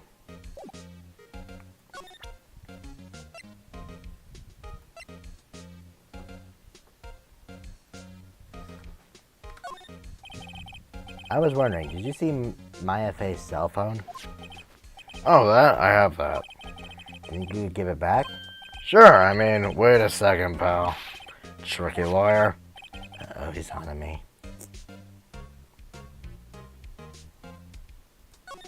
If I tell him why I want it, there's no way he'll give it to me.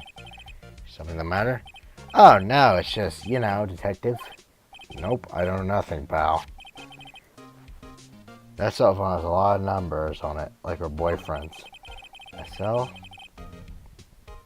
phone that holds all a little girl's sweetest and spiciest secrets. You're trying to confuse me. Oh, you're already trying to confuse me. Oh. Sorry, pal, I already checked all the numbers in memory. Impressive, you're quite the detective. Uh-huh. Oh, here. Yeah, you can have the phone back. There weren't any suspicious call records in there, after all. You didn't notice the recorded conversation.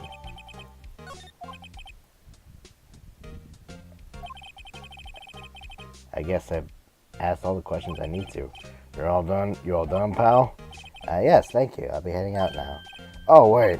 One more thing I wanted to mention to you. I don't suppose you're planning on talking to that witness. Anyway, you better not. No influencing the witness with your lawyerly ways, pal. Come to think of it, I completely forgot about her. The witness? Yeah, Miss April May. I'm sorry about this, but I can't tell you anything about her. Well, you just told me her name, Miss May, huh? So you sent her. So you sent her home already then? You're trying your lawyery tricks on me now. She's not to go outside her room until the trial. So she's in the hotel across the way. I guess I should know her there than try to get a detective to leak information. You got that right, pal. Kind of pay a visit to Miss May.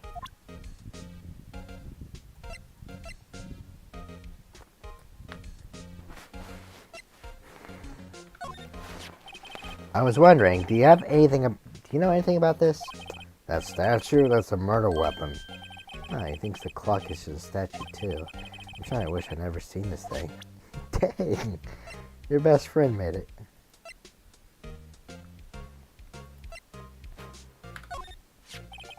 There was broken glass at the crime scene, right?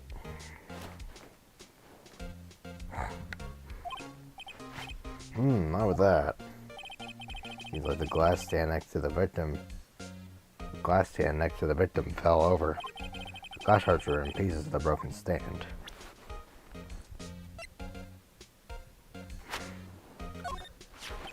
There was a piece of paper next to the victim, wasn't there?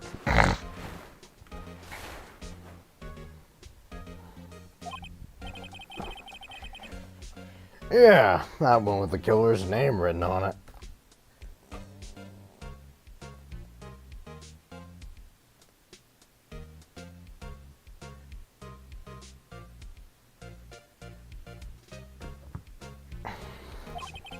Are you sure Mia wrote it herself? Given the condition of the writing, it's hard to say if it's her handwriting or not. There's no proof that Mia wrote it.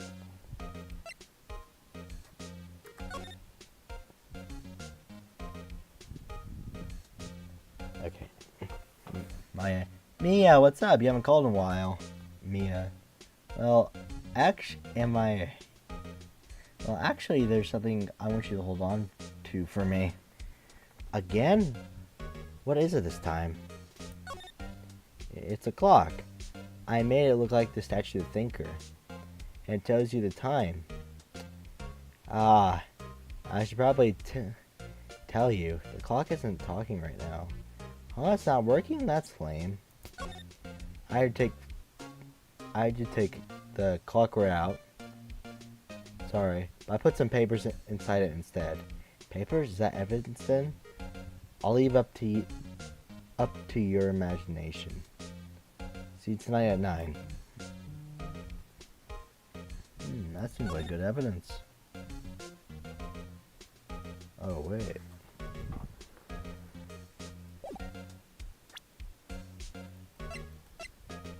Ugh.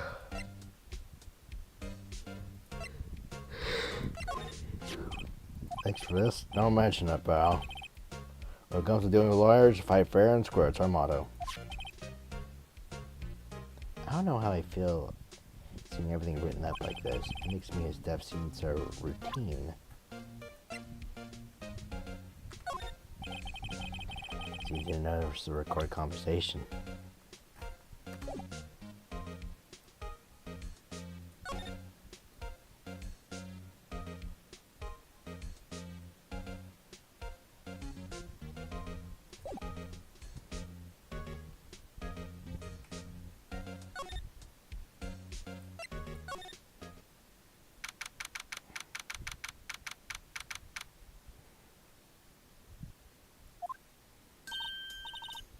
Well, hello there, handsome.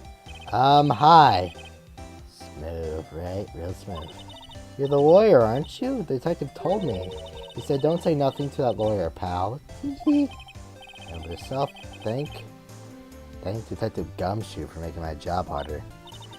Gee, this is all like something out of a movie.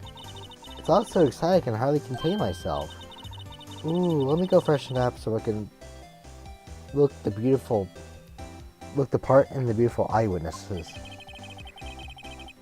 I pity the lawyer that has to cross-examine this one. What's this? There's a screwdriver stuck in this drawer. I want to look inside. Let's take a look. Hey! What are you doing? No touching. Ooh, bad boy. You wouldn't want to make me upset, would you? Upset? I thought she was going to explode for a second there. I wonder what could be inside the drawer.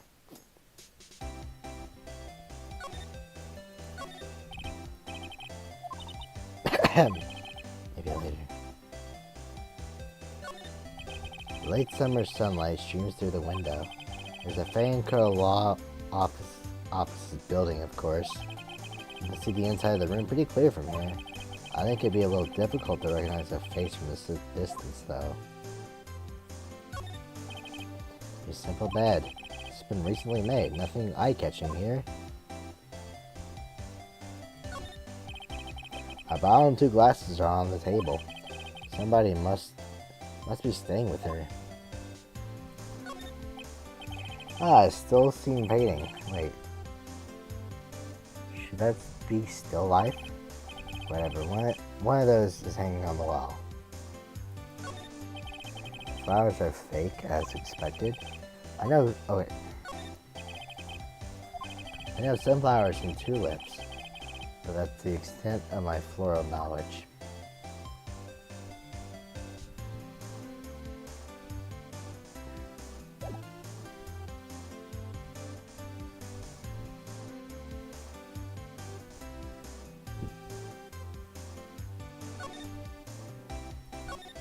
Do you think you could tell me something? I need you to describe what you observed at the time of the incident. Ooh, observe, incident. You sound just like a lawyer in the movies. I like a man with a big vocabulary. Or not a culture. You know that thing that occurred, happened the other day, the bad thing? What did you see when it happened? I don't suppose you could tell me about it, pretty please. Okay. That is kind of how I talk.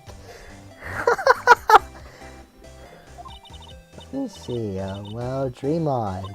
If you want to know, you'll have to come to court tomorrow, Mr. Lawyer. Oh boy. Could you who exactly are you?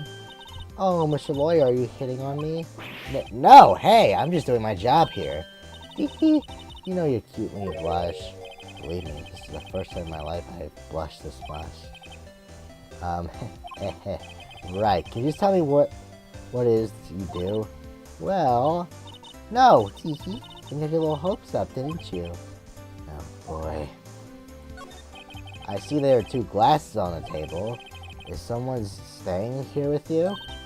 Ooh, what amazing powers of observation. You must be one of those famous detectives like on television. Oh no, not me. I'm just a lawyer. Say, Mr. Big Detective, why'd you go look for clues in the garbage, This man doesn't like nosy little lawyers. Oh boy.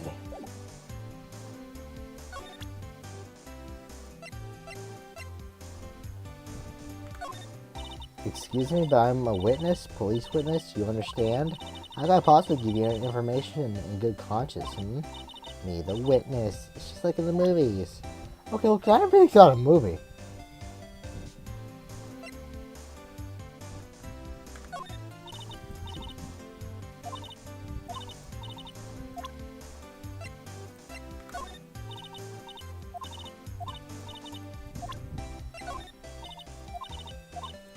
Okay.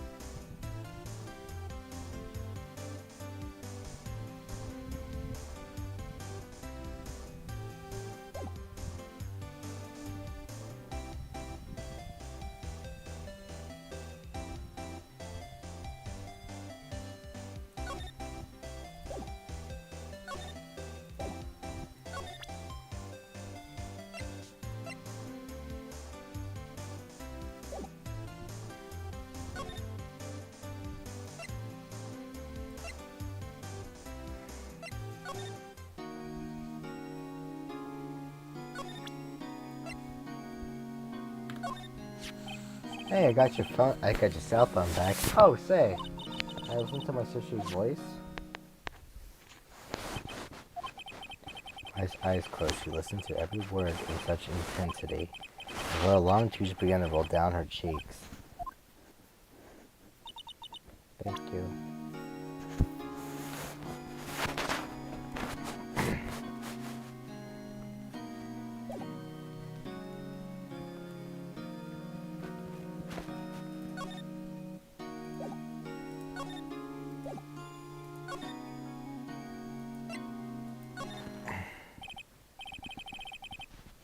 Seems like Mr. Grossberger's out. Well, maybe I should just wait here for him to come back. Ahem! Well, if that wasn't the most over-the-top clearing of the throat I ever heard. Uh-huh, so you're the one who says they've been looking for me. Yes, that's me. Looks even grander than I imagined. That badge on your collar. Ah, so you're a lawyer, are you now? Yes, well, yes. And what do you want? I'm not particularly busy these days. Please proceed. Not busy. Then how come no one could get in touch with you? Something the matter? Came to see the one and only Marvin Grossberg, did you not? Well, here I am, boy. What do you want? Out with it. Well, sir, actually it's about Maya Fey. Ah, yes, Maya Fey. Go on. What is this strange reaction? Oh, cha-cha. I'm really quite busy here, son. I can't go talking cases on days' notice. No, it's quite impossible. Wait a second. How'd you know the trial was tomorrow? Anyway, I'm afraid it's entirely impossible for me to represent her. Sorry, end of this discussion. What's going on? He refused before I even got the chance to ask him. What did I tell Maya?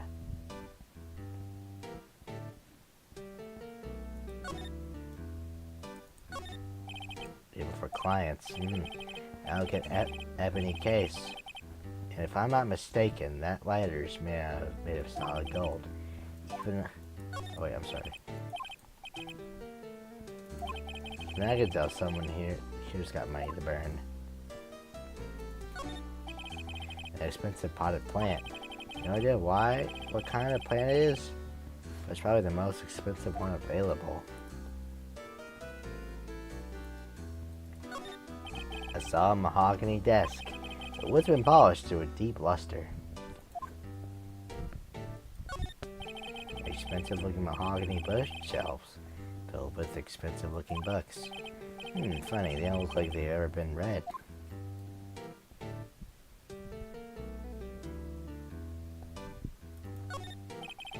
That painting has been bugging me ever since I stepped in here. The real paint is so thick it's practically giving me a stuffed nose. I'm pretty sure the prize is nothing to sneeze at earlier for that matter.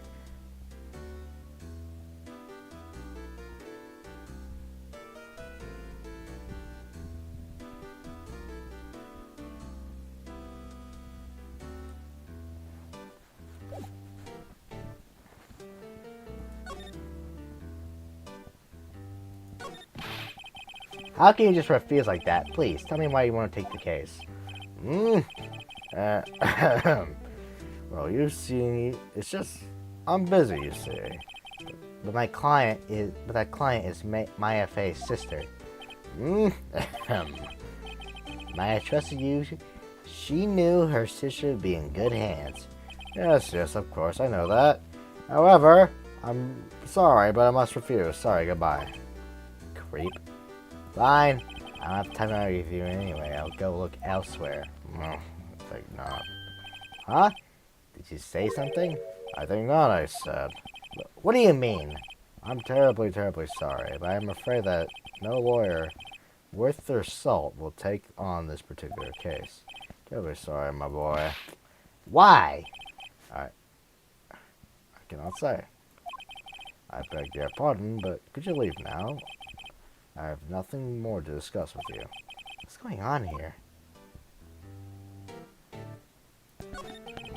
How'd you know Mia Fey? She worked here a long time ago. Quite the apprentice, that one. learned my techniques in the blink of an eye. She left one day, quite suddenly. She had a mission, you see. A mission? You could see it in her eyes. She followed it with a burning passion. Never looked back, that one. That's quite a painting. You noticed. It's my pride and joy. Impressive, isn't it? Well, isn't it? The color of the sky, the hue of the sea, the wave of the straw hat. Wait, straw hat? What? And it's worth at least 3 million.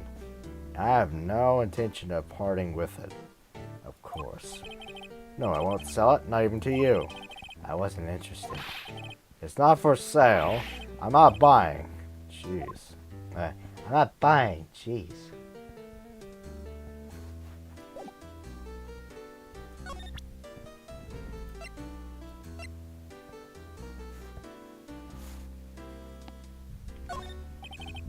Alright, so I bet I got nothing to say regarding this matter.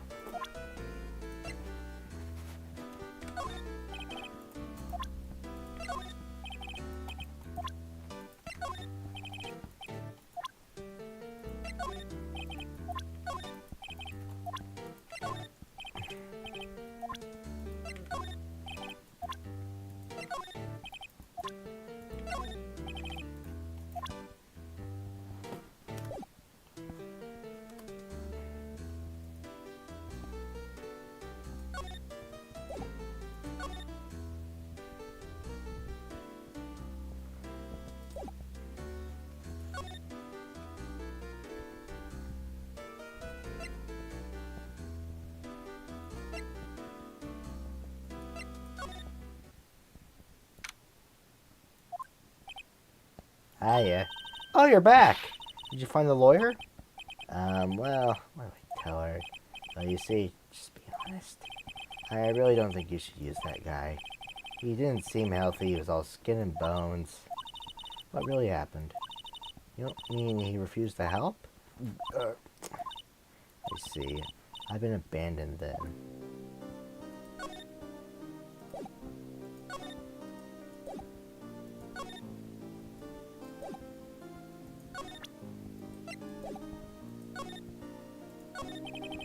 What about your family? I only have my sister. My father died when I was very young. I don't know where my mother is. Don't know. So she could still be alive? The women in my family have been mediums for generations. They say a lot of spiritual power runs in our blood. About 15 years ago, our family was involved in an incident, and there was a man, and he ruined our mother's life. Ruined? After that, she disappeared. Several years after that, my sister announced that she would become a lawyer, and she left the mountain. So you live by yourself? Yes, I gotten used to it. Oh, also, I'd become independent, or I would lose my powers. I felt bad for her. All by herself, up on that mountain. So, who was this man, who ruined your mother? About 15 years ago, there was an unusual murder case. It made quite a stir. Everyone was talking about it, apparently. The police were running it of leads. And they were getting desperate.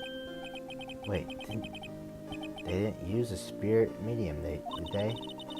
The police convinced my mother to try to contact the victim. Wow, so what happened? The case was solved. You thought? The man my mother helped the police capture was innocent. The police consultation with a medium had been all carried out in secret, of course. But a man found out about it and leaked it to the press. He told all the papers that my mother was a fraud, and the media jumped on it big time. My mother became a laughingstock out of the nation. I see. White. Excuse me, White? That was his name. Alright, that's something to hold on to. White. Alright.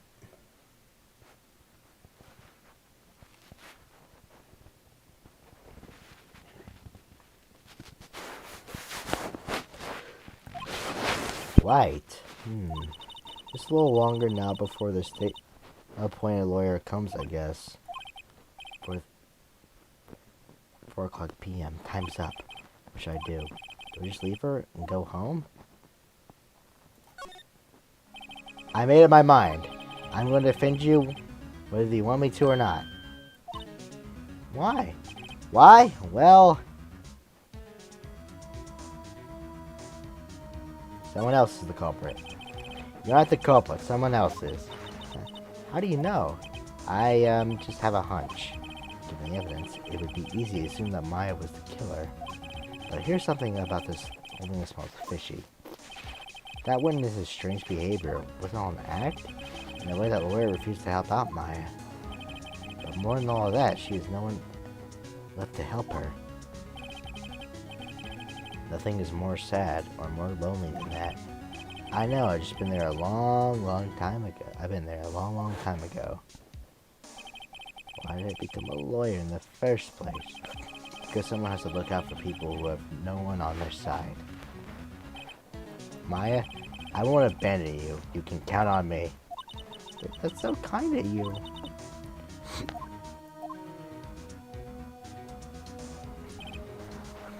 Alright, Nate, we're back from the grind. Hey, what's up, Soul? What's up, Silly Spoiler? We're done like 4 or 6-ish games. I was doing the events like a blink of an eye. Ooh, nice. Did you get on the leaderboard? Wow. Let's fight this one and get you out of here. Right, thank you. Oh, she smiled at last. She looks like an entirely different person. One last question. You are innocent, right? Yes. And I trust you. So you trust me too, okay? It's a deal. So, what next? There's something that's been bugging me. There's a look inside that strange woman's drawer. When I tried to look into the drawer, she got all defensive. There has to be something in there. Well, not yet. But I'm sure you'll get there. Ugh.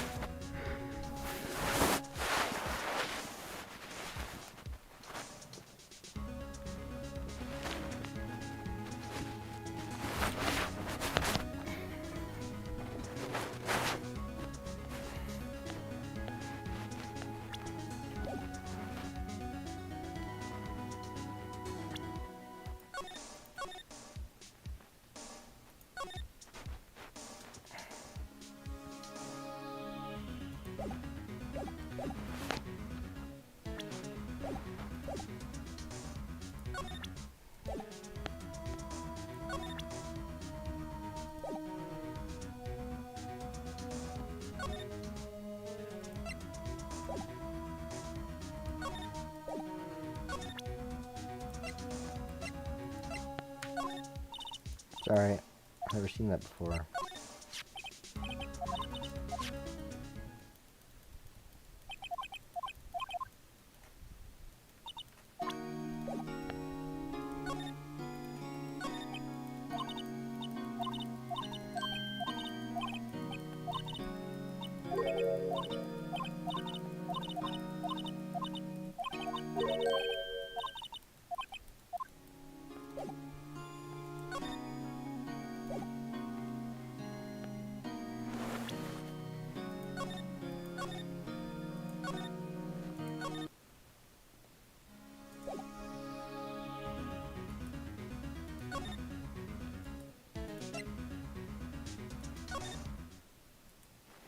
Good afternoon, sir.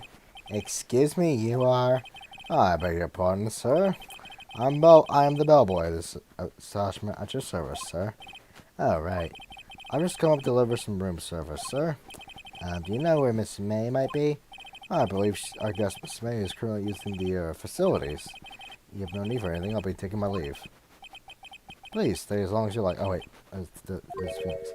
Yeah... Wait. No, hey! Why does it seem like every time I come here, I end up embarrassing myself? I guess my chance is too bright for a bit. Oh, I almost forgot. God! Get out quick. Might I ask you to inform Miss May that there's a message for her? Please tell her that Mr. White, the Blue Corp, phoned. Oh, right. Sure. Mr. White of Blue Corp? Where have I heard that name? White. That was his name. My sister told me. White was the name of the guy who ruined Mia and Maya's mother. Could it be a coincidence? There's a screwdriver sticking out of the half-open drawer, and that's my chance to see what's inside. What do we have here? A wire trap? What would a woman like her be doing with a thing like this? Wire trap added to the court record. There's definitely something suspicious about this Miss May. Why does she have something like this in her hotel room? There's a story behind all this, I know it. Alright. I'll be using this bit of evidence for tomorrow's trial, that's for sure. For Maya's sake. I'll get this woman's bottom. Wait, I mean, you know what I mean.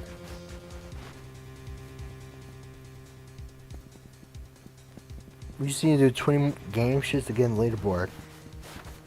Well, you're getting close there, man. There was Santa in the game and Pennywise too. Ooh. Were like users dressed up as Santa or Pennywise, or are they like actual characters in the game?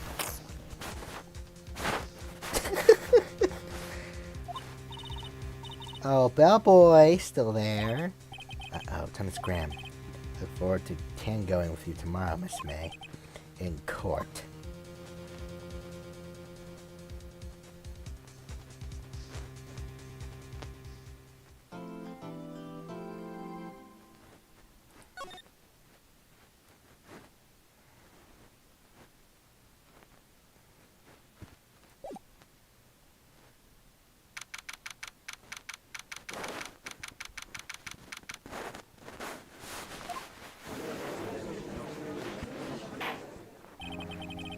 Court is now in session for a trial of Miss Maya Fey.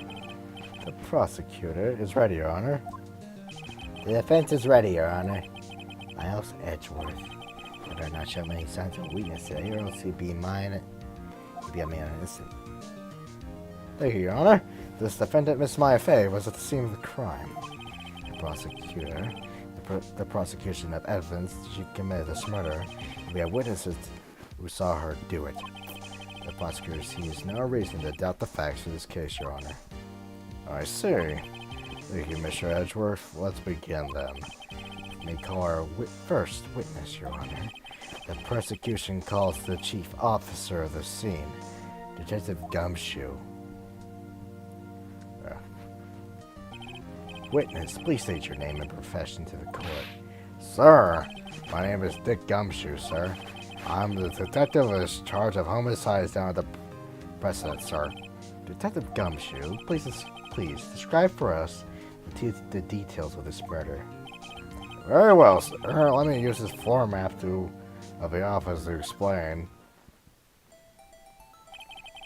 The body was found in the window here. And the cause of death? Loss of blood due to being struck by a blunt object, sir. The murder weapon was right there. Was a statue of the Tinkerer, found next to the body, sir. It was heavy enough to be a deadly weapon, even in a girl's hand, sir. Just check the fingerprints. The court accepts the statue as evidence. You're still calling it a statue?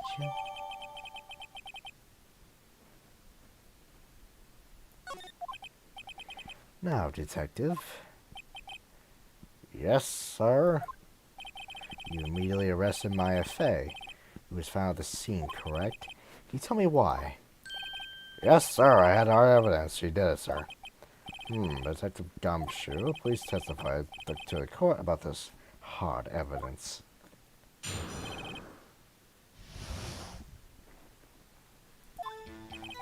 As soon as the phone call came in, I rushed into the scene.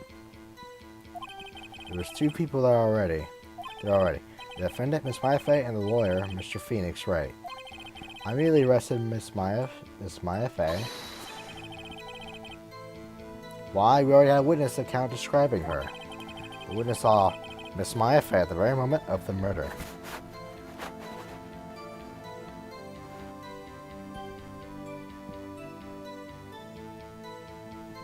I said this too when the clown came back. You got a full wipe, so he's joining another server. Want to do the train tunnels again later, Soul? No, I'm about to sleep real soon. Oh, okay. I've heard that game before. The witness of saw Miss Maya Fey at the very moment of the murder. That very moment, you say. Very well, Mr. Wright. You may begin your cross-examination. Yes, Your Honor. Cross-examine what? I can't see a single contradiction in that testimony. Whoosh. Hey, Maya just threw something at me. What's this? My sister couldn't find any contradictions in the witness's testimony. She would bluff and press the witness on every detail. The witness always slips up and says something wrong. It works a lot of times. I should have expected Maya to know some of her sister's tricks. Alright, let's give it a try. Something the matter? No, Your Honor. I like to begin my cross-examination.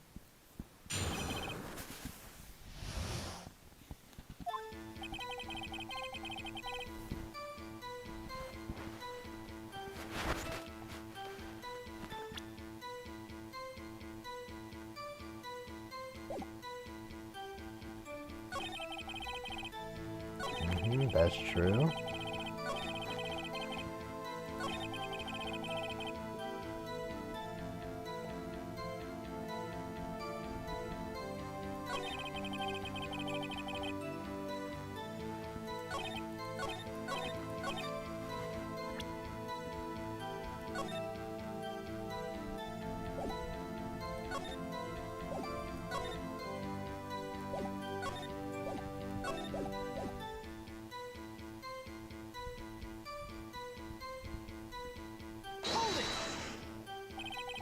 Detective Gumshoe, how long would you say it took between you receiving the call and your arrival at the scene of the crime? Right. I'd say it was about 3 minutes. That's pretty fast. Our motto of this month is quick response, as I got there before the killer got away. Indeed. So tell us, who are the two people you found on the scene were? Yes, sir. The defendant, Miss Maya Fey, and the lawyer, Mr. Phoenix Wright.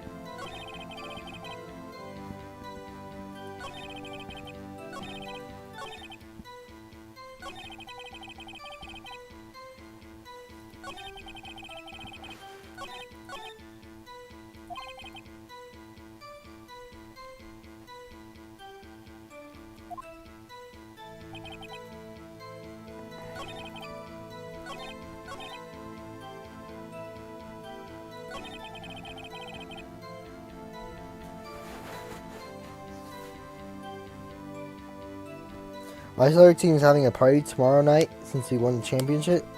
If we stream tomorrow, I probably won't make it to the stream. Hey, no worries, man. That party seems pretty important. I'm gonna go to sleep. Good night and sweet dreams, y'all. Have a nice night, Soul.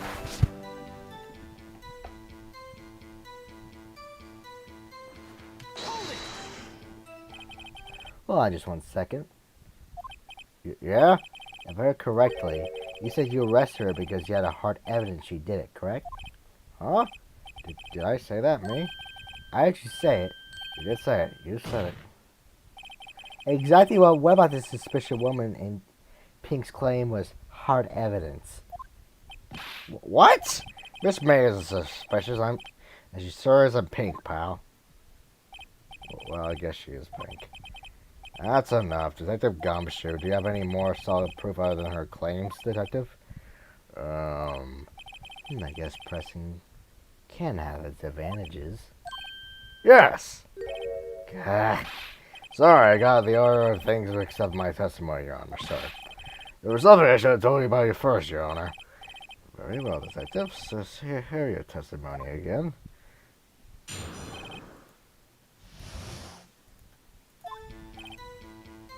After securing a suspect, I examined the scene of the crime with my own eyes. I found memo writing on a piece of paper next to the victim's body. On it, the word Maya was written clearly in blood. Lab test results showed that the blood was the victim's. Also, there was blood found on the victim's finger. Before she died, the victim wrote the killer's name. How would you like that? That's my hard evidence. Before I begin cross-examination, I have a question for you, Detective. Your Honor, why didn't you testify about this vital piece of evidence the first time? I know I'm a real embarrassed I forgot about it, Your Honor, sir. Try to be more careful. Very well, the defense may begin its cross-examination.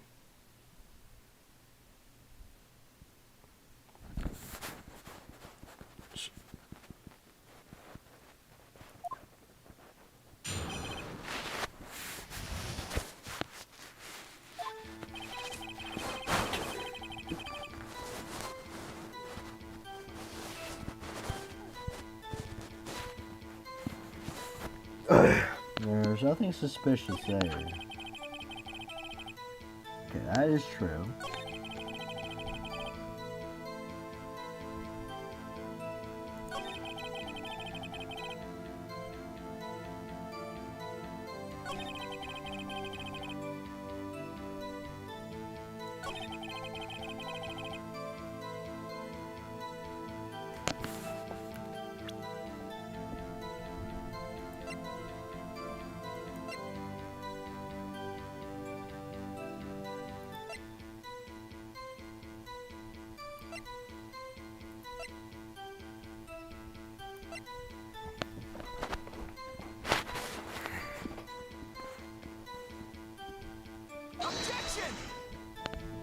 This evidence clearly reveals the contradiction in that statement, Your Honor.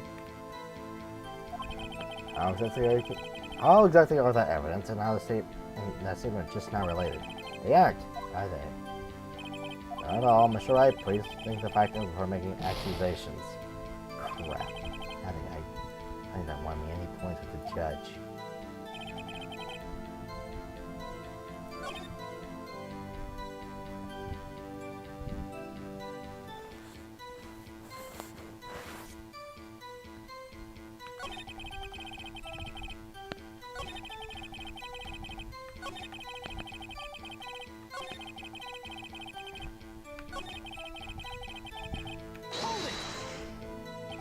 What kind of tests? What are these again?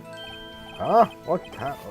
Well, I heard they take little bits of blood and hermogoblins, hermogoblin Bob. I refuse to testify on this matter, pal. I'm no expert on blood. Yes, I was quite clear. You may continue with your testimony. Thanks, pal. I mean, Your Honor, sir. Gumshoe. Yeah? I look forward to your next evaluation, as should you. Oh.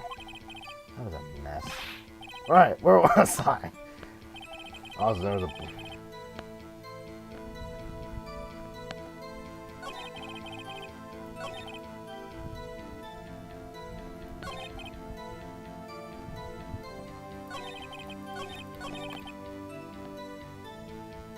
Oh yeah, night-night, my favorite streamer. Thank you, Soul. I wish you have a nice night, man.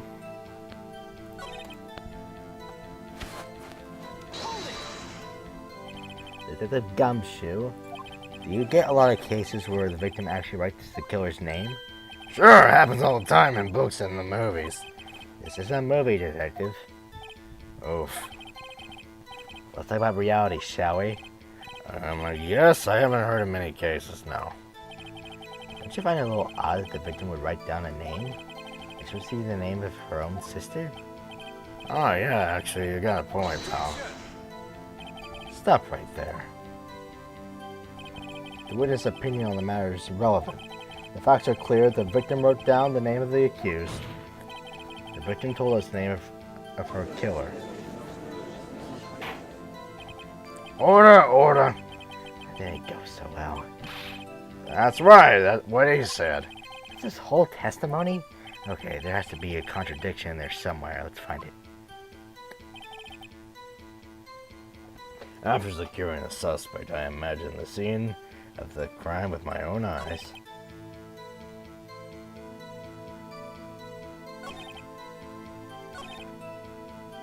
Alright, there's a contradiction somewhere.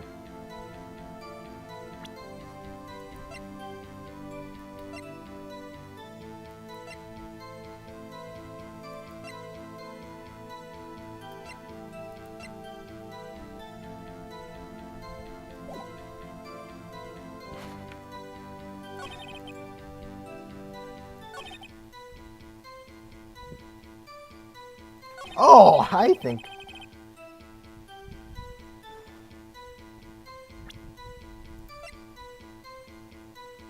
Death was instantaneous. Detective Gumshoe, there's one thing I want you to clarify for me here. You said that the victim, Maya Fey, wrote this note. It says she was accusing the defendant, Maya Fey. That's really what you're saying? What? This isn't one of those lawyer tricks now, is it? Of course you are. Who else could I have? You have it backwards, detective. But backwards? The victim is the only person who absolutely could not have written it.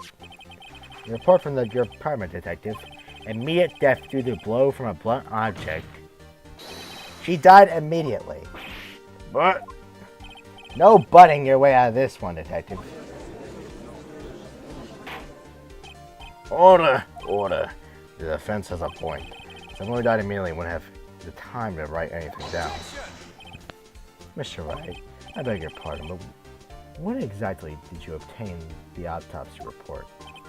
But when?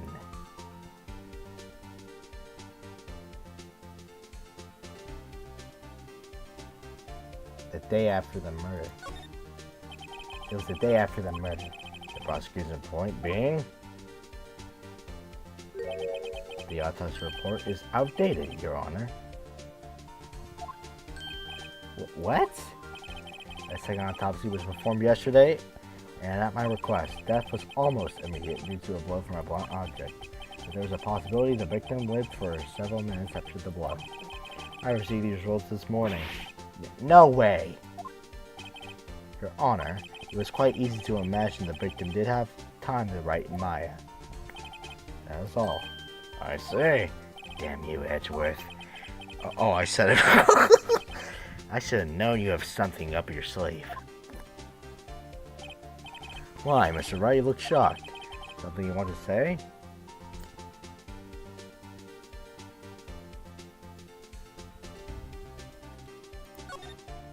Miss Edgeworth, I've heard there's nothing you won't do to get your verdict. What reason could you possibly have to do to request a second autopsy report? Mr. Wright, the defense will refrain from personal attacks on the prosecution. No matter, Your Honor. Mr. Wright, say what you will, the evidence is this report is undeniable. Your Honor, I submit this report to the court. Understood. The court accepts the evidence.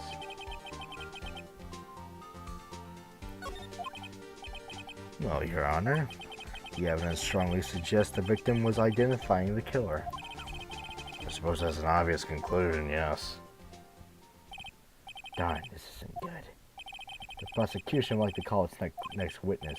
This poor innocent girl saw the murder with her own eyes. Let the witness and Miss April May take the stand. Exactly what part of her is innocent?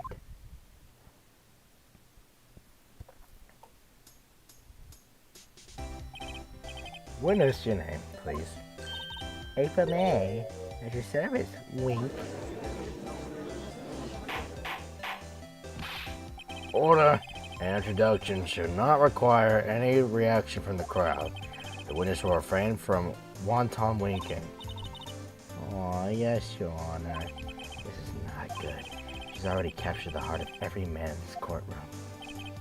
Tell us, where were you on the night of September 5th when the murder occurred? Gee, I was like in my hotel room, tee. I checked in right after lunch. His hotel is directly across from the Fay & Co. law office? That's right, big boy. Please testify to the court about what you saw.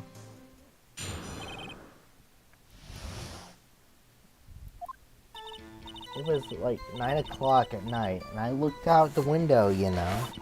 And I saw a woman with long hair being attacked. The one attacking her was a mousy girl standing in the Defiant's chair. And then a woman dodged to one side and ran away. But that girl, she caught up to her and she hit her. But then the woman with the long hair, she kinda slumped. The end, that's all I saw. Every little bitsy witsy wink. Well, Your Honor, I say it's a remarkable solid testimony. I don't think I need to see any trouble to witness any. Wait, Your Honor? Yes, Mr. Wright? What about my cross-examination? I thought the witness testimony just now was quite firm, didn't you? Mr. Wright, I understand you were Miss Maya Faye's understudy, were you not? You must have known her techniques well. Her cavalry way of finding tiny faults in perfectly good testimonies. Hey, how dare you? Well, Mr. Wright, Okay, proceed with the cross-examination. If only because I have a feeling Edward doesn't want me to. She has to have some weakness. Very well, may you begin your cross-examination.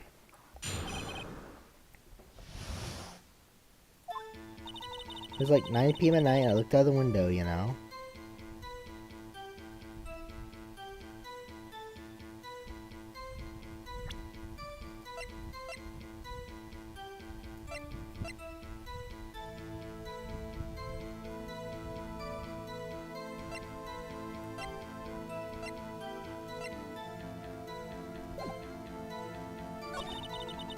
And then, I saw a woman with long hair being attacked. The one attacking her was a mousy girl sitting in the defendant's chair.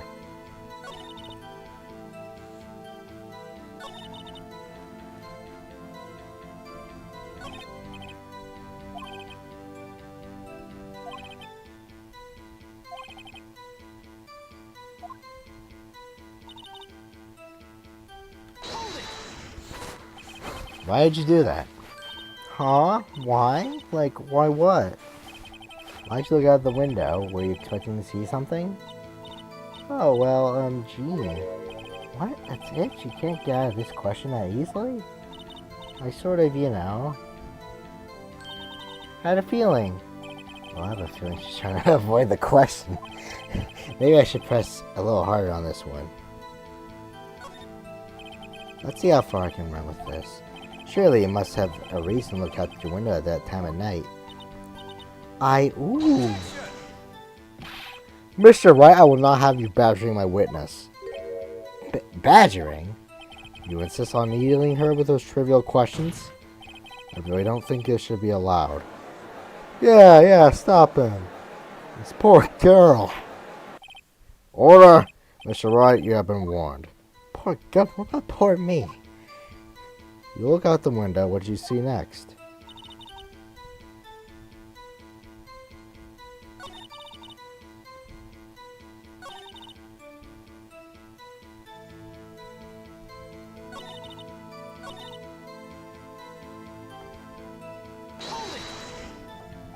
The woman with long hair. That was Mia Fey? Slender, sort of? Well, some people might say pretty if that's your thing. Your thing? The person attacking her.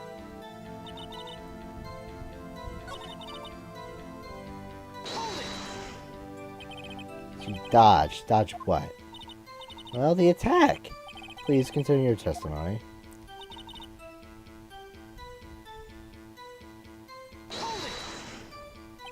How did you know it was my client? Huh? Well, gee. First of all, she had a girl's physique. And secondly, she was small. Who else could it be but her? She has a point. I question your testimony? Hold it a minute. That testimony stinks. What? Miss May, I'm willing to bet that. You're lying! You're telling the truth, or did you really see the defendant? Mr. Wright, what is the meaning of this? Yes, what is the meaning? Somebody tell me Because I'm clueless. I'm about to... Okay, if you had really witnessed my client, Maya Fey, you would have noticed her clothes before noticing her physique.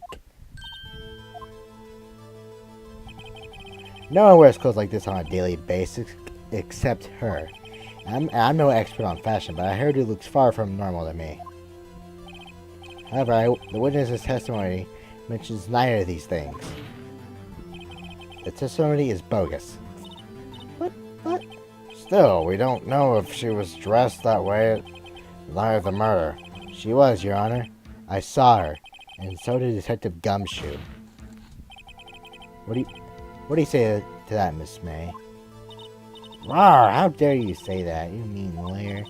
I saw what I saw. Miss May, the court would like to remind you to please omit nothing in your testimony. I'm sorry, Your Honor. I'll be a good girl, I promise. Wink. Your testimony again, if you would. Dang, I almost had her.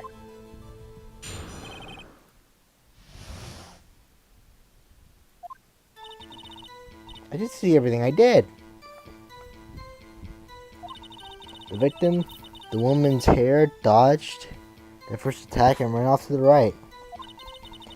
Then the girl in the hippie clothes ran after her. Did you hear with that weapon? I saw it. I did. Then that clock, that kind of statuey clock, the thinker, I think? Well, does the accuracy of my report not sour you, Tiki? I see. I only wish you had been so detailed from the beginning. Please begin the cross-examination.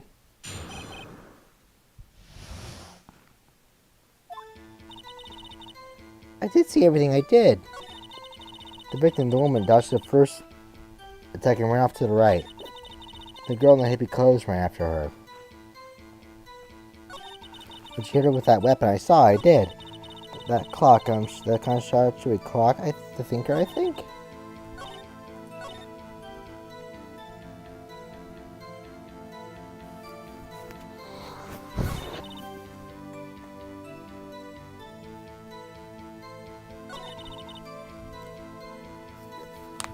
Ugh.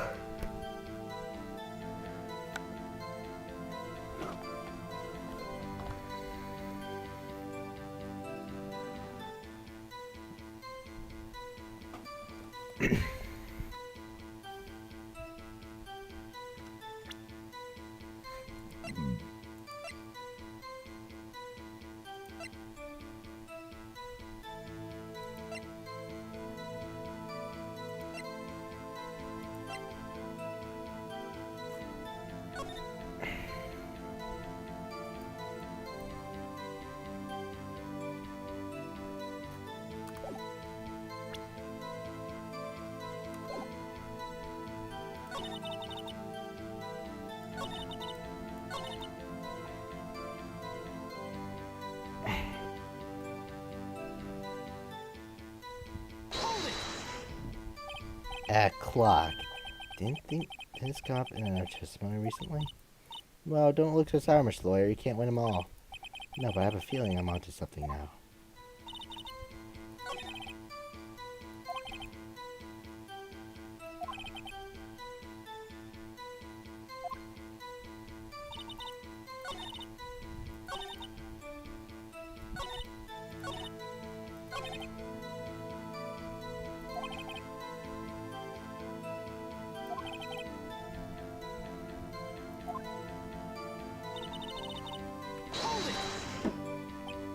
So you saw me too, then? Of course! Remember that spiky hair anywhere. Spiky? We should refrain from personal attacks on the defense attorney. Oh, was I a bad girl? I saw we. Very well, continue.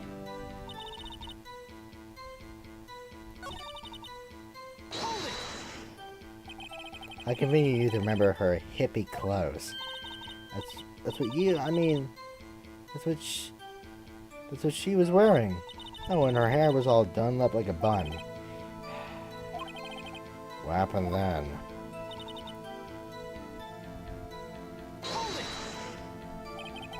Where does that weapon come from? She picked it up from the desk. I see. What sort of weapon was it?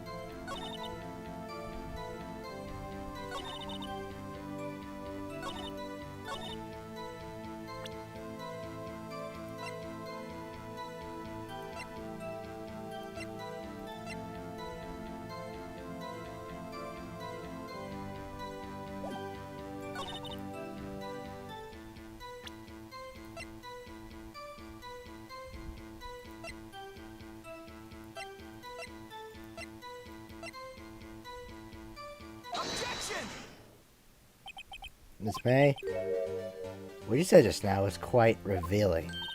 Revealing? Ooh. You liked that, weren't you, naughty Mr. Lawyer? You just said the statue of the thinker was a clock. There's no way of knowing that just by looking at it.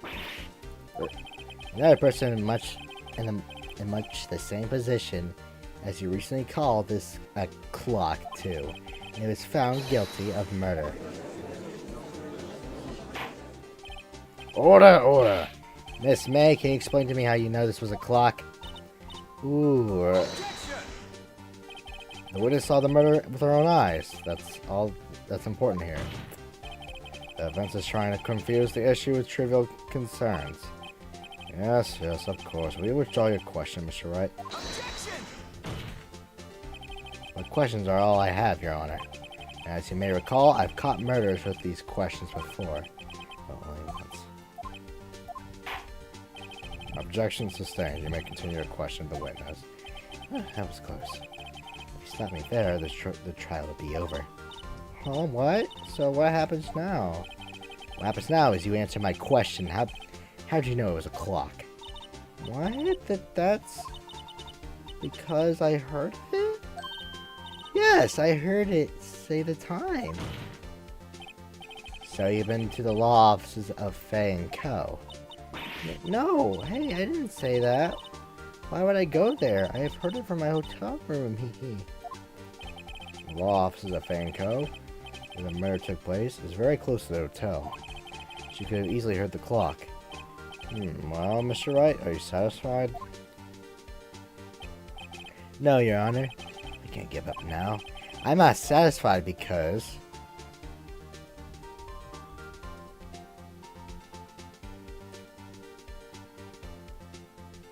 it couldn't have rung, Your Honor. Members of the court.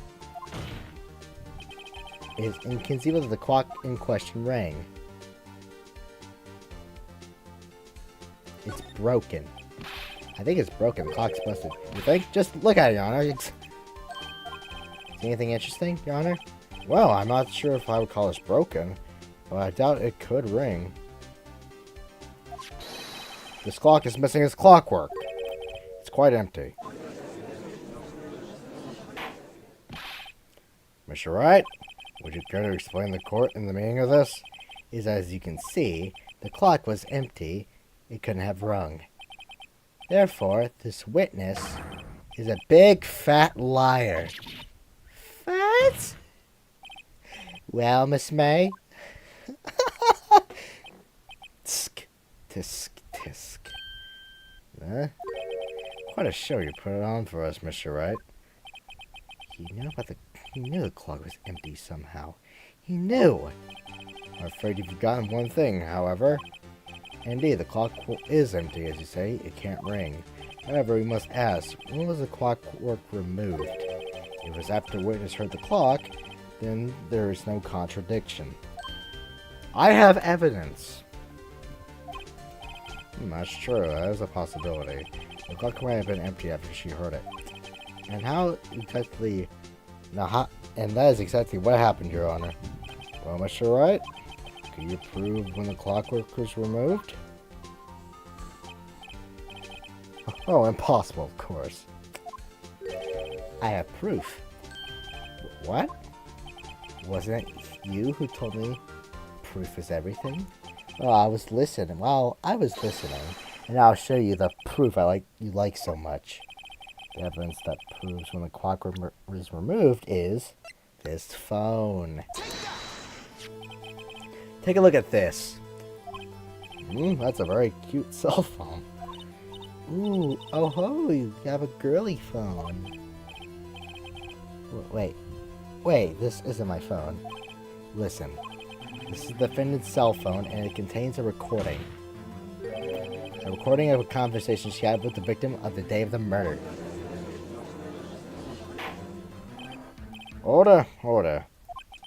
The defendant's cell phone? This wasn't brought to my attention. Perhaps Detective Gumshoe overlooked it? What? The good detective better remember he's up for evaluation soon. I gotta say, I'm starting to feel bad for the big fella. Let's hear for the conversation. So you just want me to hold on to the thinker for you then? If you could. I should probably tell you, the clock isn't talking right now. Huh? It's not working? That's lame. I had to take clockwork out. Sorry. September 5th, 9:27 a.m. Your Honor?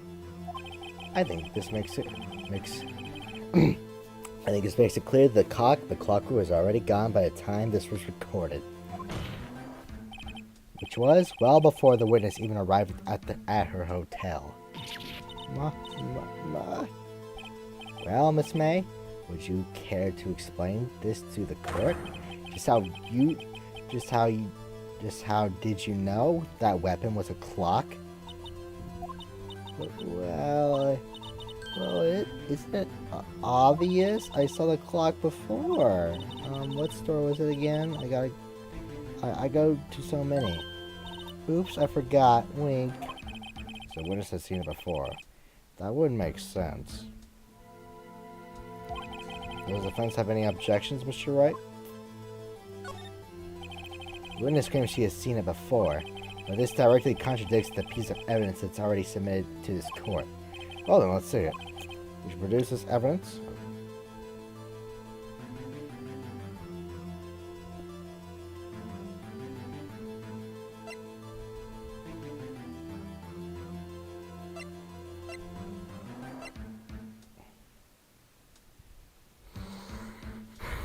Okay, this requires some thinking.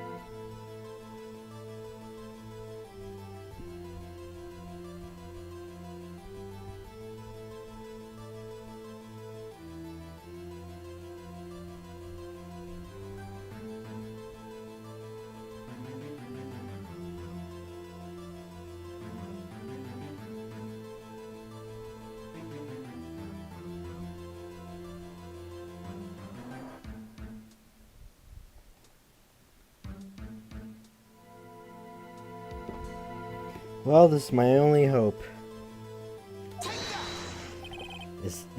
Here is undeniable proof. Huh. Please, this is a court case, not some surrealist performance art piece. Perhaps the defense like to change its mind, which produces evidence that would prove the witness had not seen this clock before.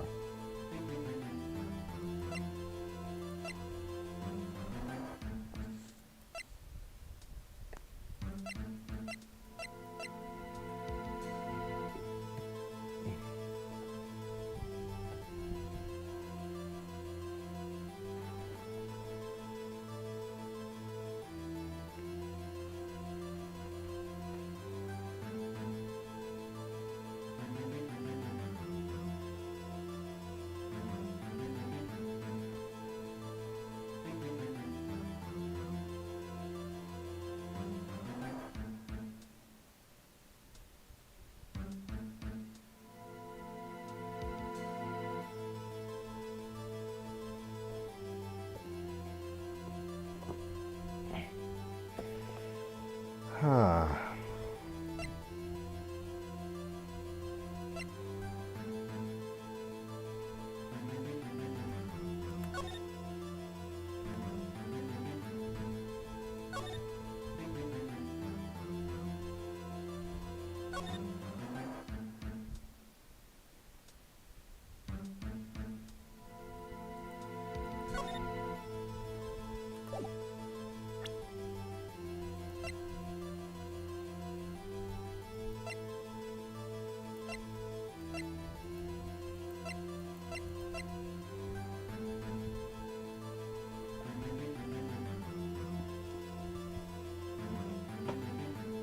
That is okay. I am a little stuck.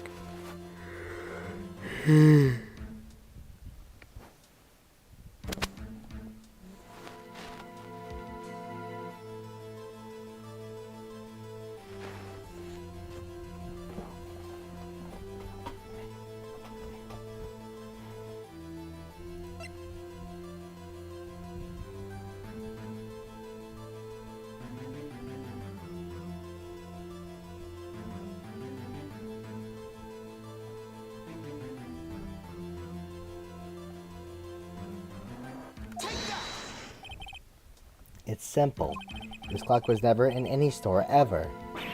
What? A friend of mine that made the clock only to exist in the world. And that one isn't here. And the one that isn't here is in police custody. Impossible. Everything is sold in stores. No, it's not. Miss May, I think it's high time you went shopping. For a better excuse. Oh, excuses are not on sale today. Ooh, ho, ho, ho. Ugh. Please, put a bra on. What's it to you, porcupine head? That stupid clock doesn't matter, okay?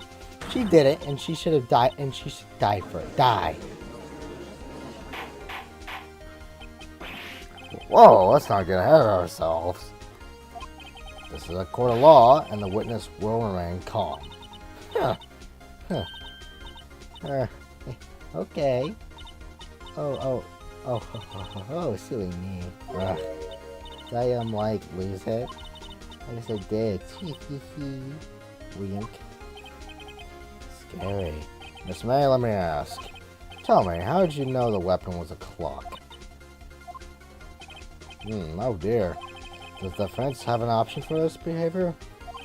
Okay, this is it. Yes, Your Honor. Allow me to explain how I see the truth of the matter. Say, but May, you may... Because you have heard about it. However, she have heard about it that it was a clock. She heard? That is correct, Your Honor. There's no other way she would have known the thinker was a clock. I can show you the proof. Well, this is interesting. Let's see it then. Show me evidence proving it. The witness has heard.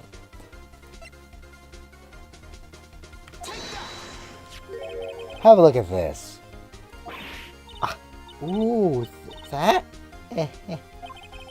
I found it in Miss May's room. Mr. Wright, please explain to the court what this is. Miss April May, you were tapping the victim, Miss May's phone, were you not? Oh! Your Honor, this is irrelevant. I'm not entirely sure that it is. Objection overruled. It shows me that our witness was in possession of a wire trap. This is outrageous. Does the defense think truly claim that the witness was tapping her phone? Absolutely. If that was the case, which is not, you still have to prove one thing. Did the victim ever say that the weapon was a clock on the phone? Yes. Can you prove that? I think not. Oh yeah, I think I can. It's simple. What? Here's my proof. The proof that the victim's on the phone.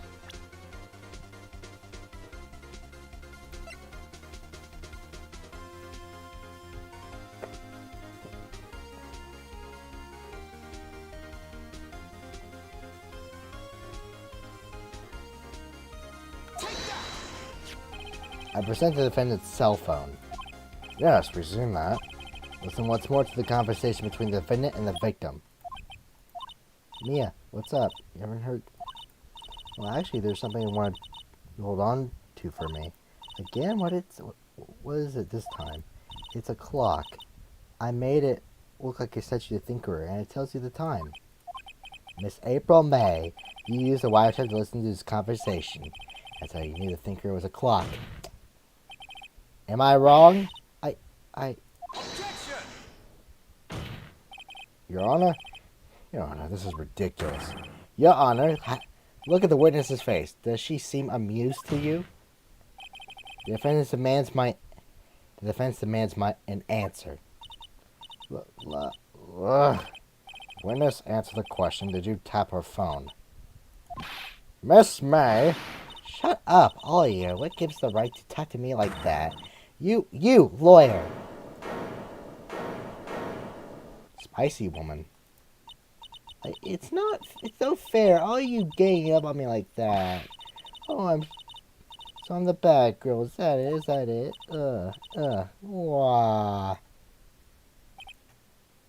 That did it. The court seen the real Miss April May now. That is the final blow.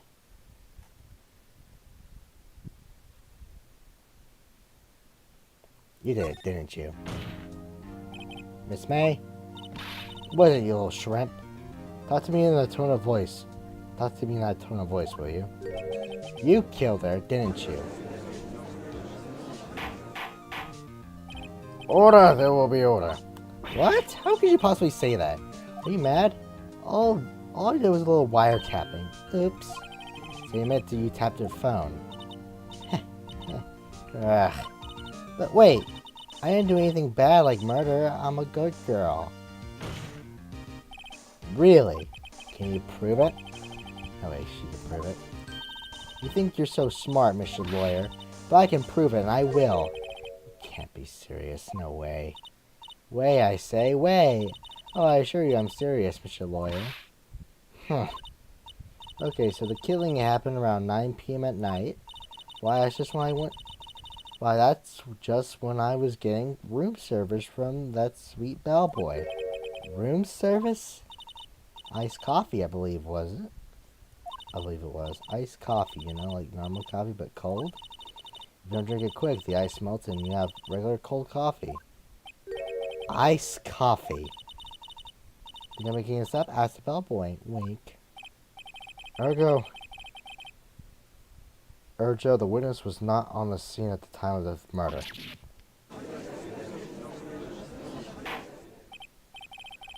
So where does that leave us? It is my great displeasure to inform you that the witness appears to be tapping in the victim's telephone. However, that is a separate crime, with no bearing on the current case whatsoever. Her testimony stands. She saw the defendant, Maya Fey, commit murder. No, they're gonna let her just walk away. There's no way I can win this unless I tie Miss May into the murder somehow. Well, does the defense have anything to say? Well, come on, think of something.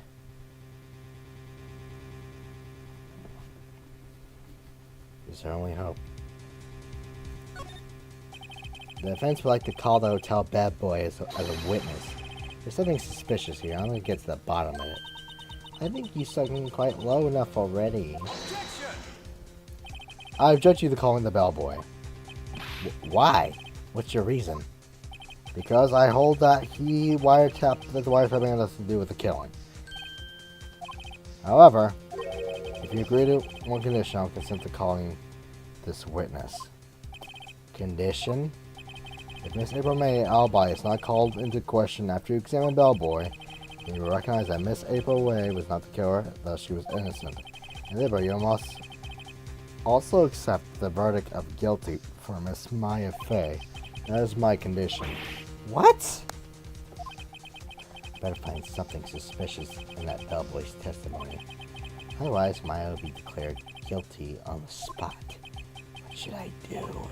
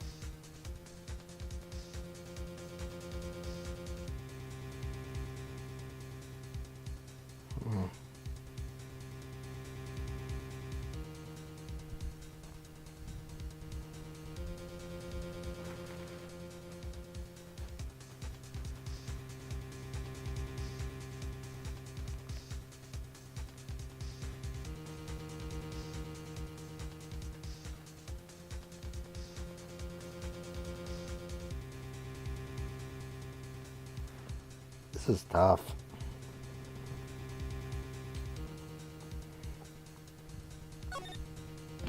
Ugh, I can't accept those conditions.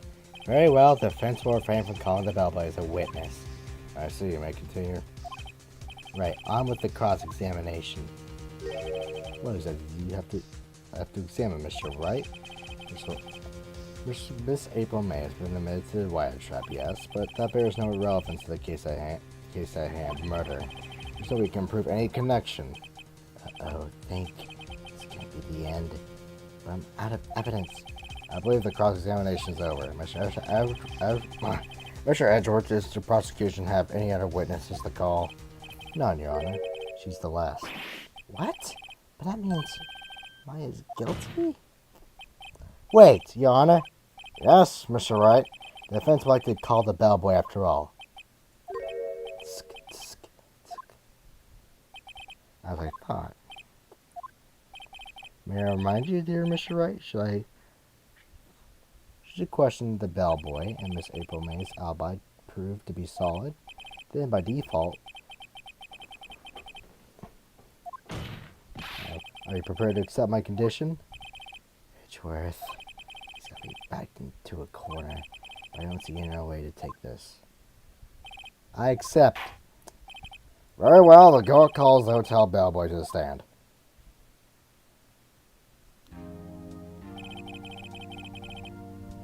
I believe we're ready for the witness to testify. He certainly does look like a bellboy. Yes, sir. I received a summons in the middle of the work, sir.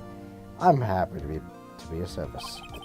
At least it does look rather heavy, so without further ado, let's may begin his testimony. Very good, sir.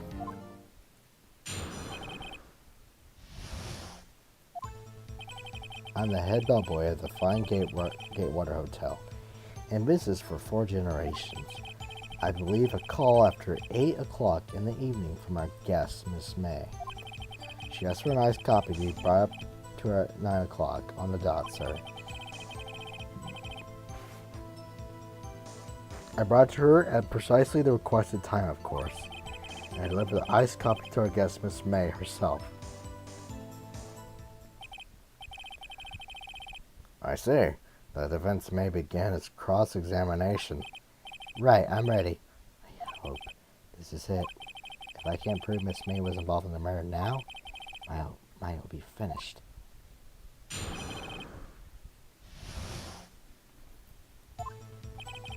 I'm the head bellboy of this fine Gatewater Hotel, in business for 4 generations. I believe it's, I received a call after 8 o'clock in the evening from my guest, Miss May. She asked for an iced coffee brought to her at 9 o'clock on the dot, sir. I brought to her precisely as requested, the requested time, of course, and I delivered the iced coffee to our guest, Miss May, herself. But I won't have any reason to lie. I wanted to find something to use in his testimony. One more time, I'll press him until he spills the beans, or his tea.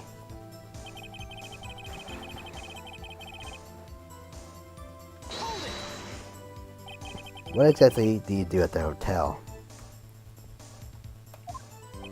Why, anything required of me, sir. I check the guests, I check in guests, I check out guests, I clean... Oh, I'm sorry, I couldn't realize that. I even deliver room service, sir. I check Miss May in personally. Are you always so prim? Mr. Wright, you will refrain from asking frivolous questions.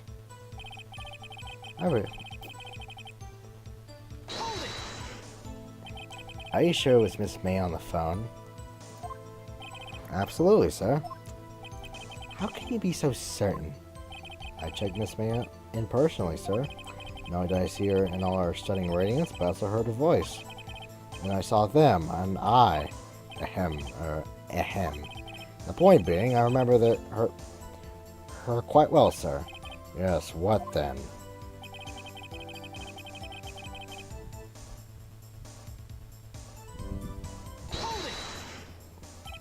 9 o'clock on the dot, you say? Yes, I confirmed that detail several times. She was watching a program on the TV and wished to drink after she finished, sir. 9 o'clock on the time of the murder.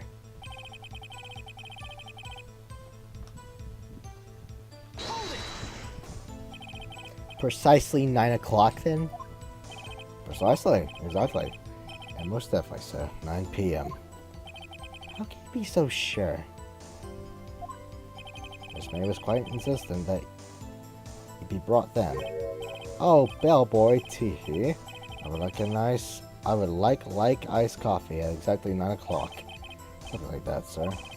Therefore, I knocked on the door at the crack of 9 o'clock, sir. Why would she be so particular about the time? And I delivered the iced coffee to our guest, Miss May herself. You are sure it was Miss April May herself? Absolutely, sir. Absolutely? Yes, sir. As in, so very absolutely, sir. It's an endearing mannerism of mine. How come you're so very certain? Well, when I was brought to room service, sir, she the guest, sir, favored me with an embarrassed, sir. Embarrasser. Is that French for embarrass or embrace? It's French for kiss, sir. But not a French kiss, sir. More of a peck on the cheek. Why would she have done that? I believe perhaps she was momentarily swayed by my prim demeanor, sir. It was a moment I shall never, ever forget, sir. Sounds pretty fishy to me. I think Miss May was up to something and wanted Bellboy to remember her. It's not good. There's nothing there. Is that it? Tisk, finally. You understand. This Bellboy has absolutely no reason to lie. Now, if you have any decency, will you end this rather tedious cross-examination here? It was a bit tedious, but the witness may leave the stand. I can't let this happen, can I? Wait! Please wait. Yes, does the defense have something to add? One last question. Let me ask one last question. Your Honor, I must object. This charade of justice has gone long enough. Now, Mr. Edgeworth. Alright, Mr. Wright. I'll give you one more question, that's all. Okay. This is really it. Now, this is my last chance. What do I ask him about?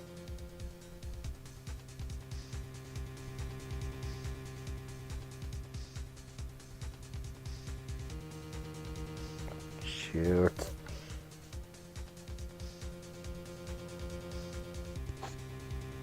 Room service is probably...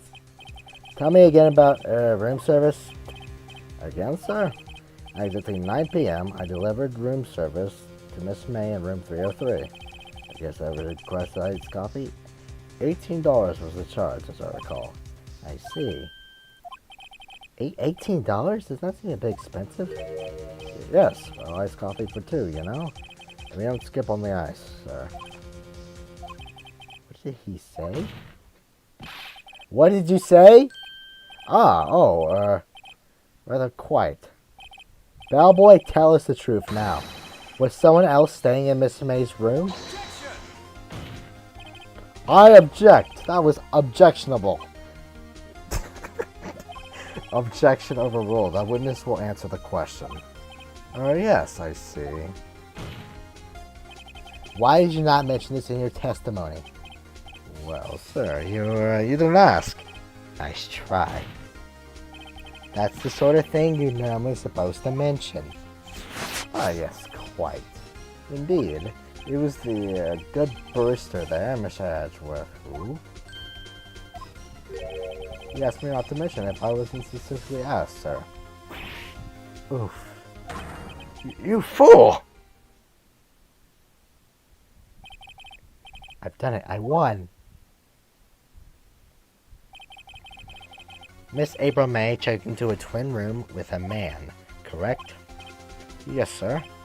Then when you brought them room service, you didn't see that man in the room?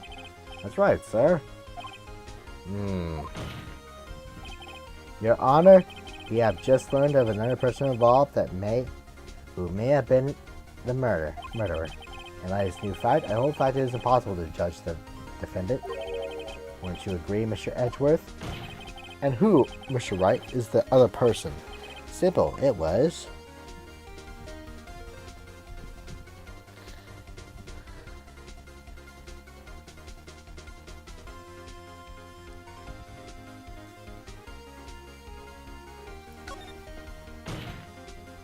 the man who checked in with Miss May. Your Honor, as the police revealed, Miss Ava May was tapping the victim's phone, and Miss May herself had an alibi at the time of the murder. However, it's not clear the man that was with her. The bellboy saw no one else in the room at the time of the murder. Oh, my, what a convenient little setup, but it's too late. Too late? I suppose you like it if it was too late, wouldn't you? After all, it was you who hid the presence of the other man from this court. Oof. Upstart. Amateur. These accusations are ludicrous. Enough! The court announces the defense arguments. I expect the prosecution and defense to look into this matter fully. Am I understood? Yes. Yes, Your Honor. That's all for today for the trial of Maya Ferry. Court is adjourned.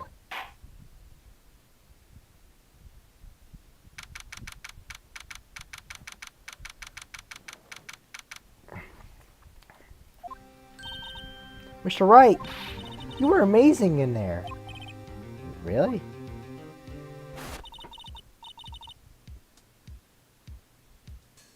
I think I might be your newest fan.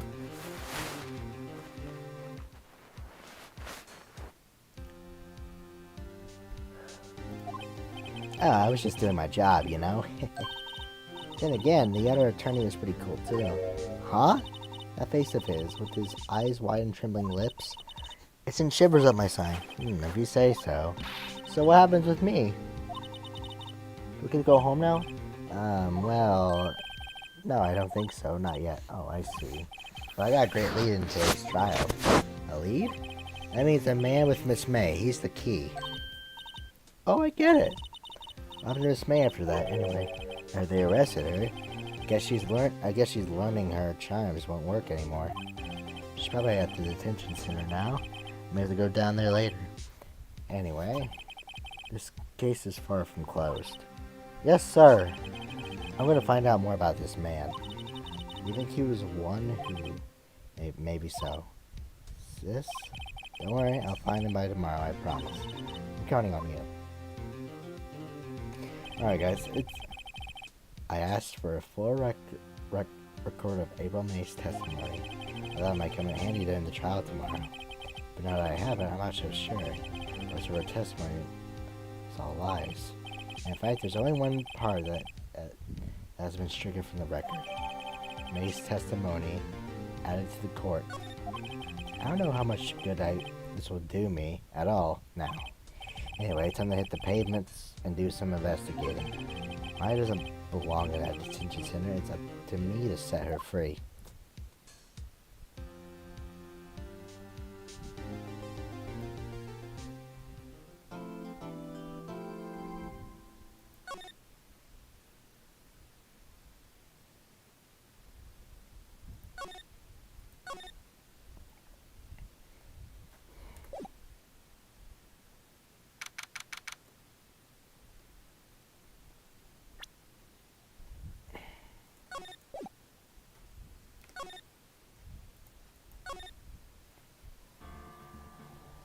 Alright guys, I'm going to end the stream here. I'm getting... it's late and I'm getting pretty tired, so... Yeah, this game was awesome. I really enjoyed it. I'm going to bring us back down here. So yeah, thank you all so much for watching the stream. If you guys like the stream, then please like, subscribe, hit the bell, please leave a comment, and if you guys got a specific game you want me to play, then please feel free to leave so in the comments below. And yeah, so amazing. I'll see you next time. Goodbye.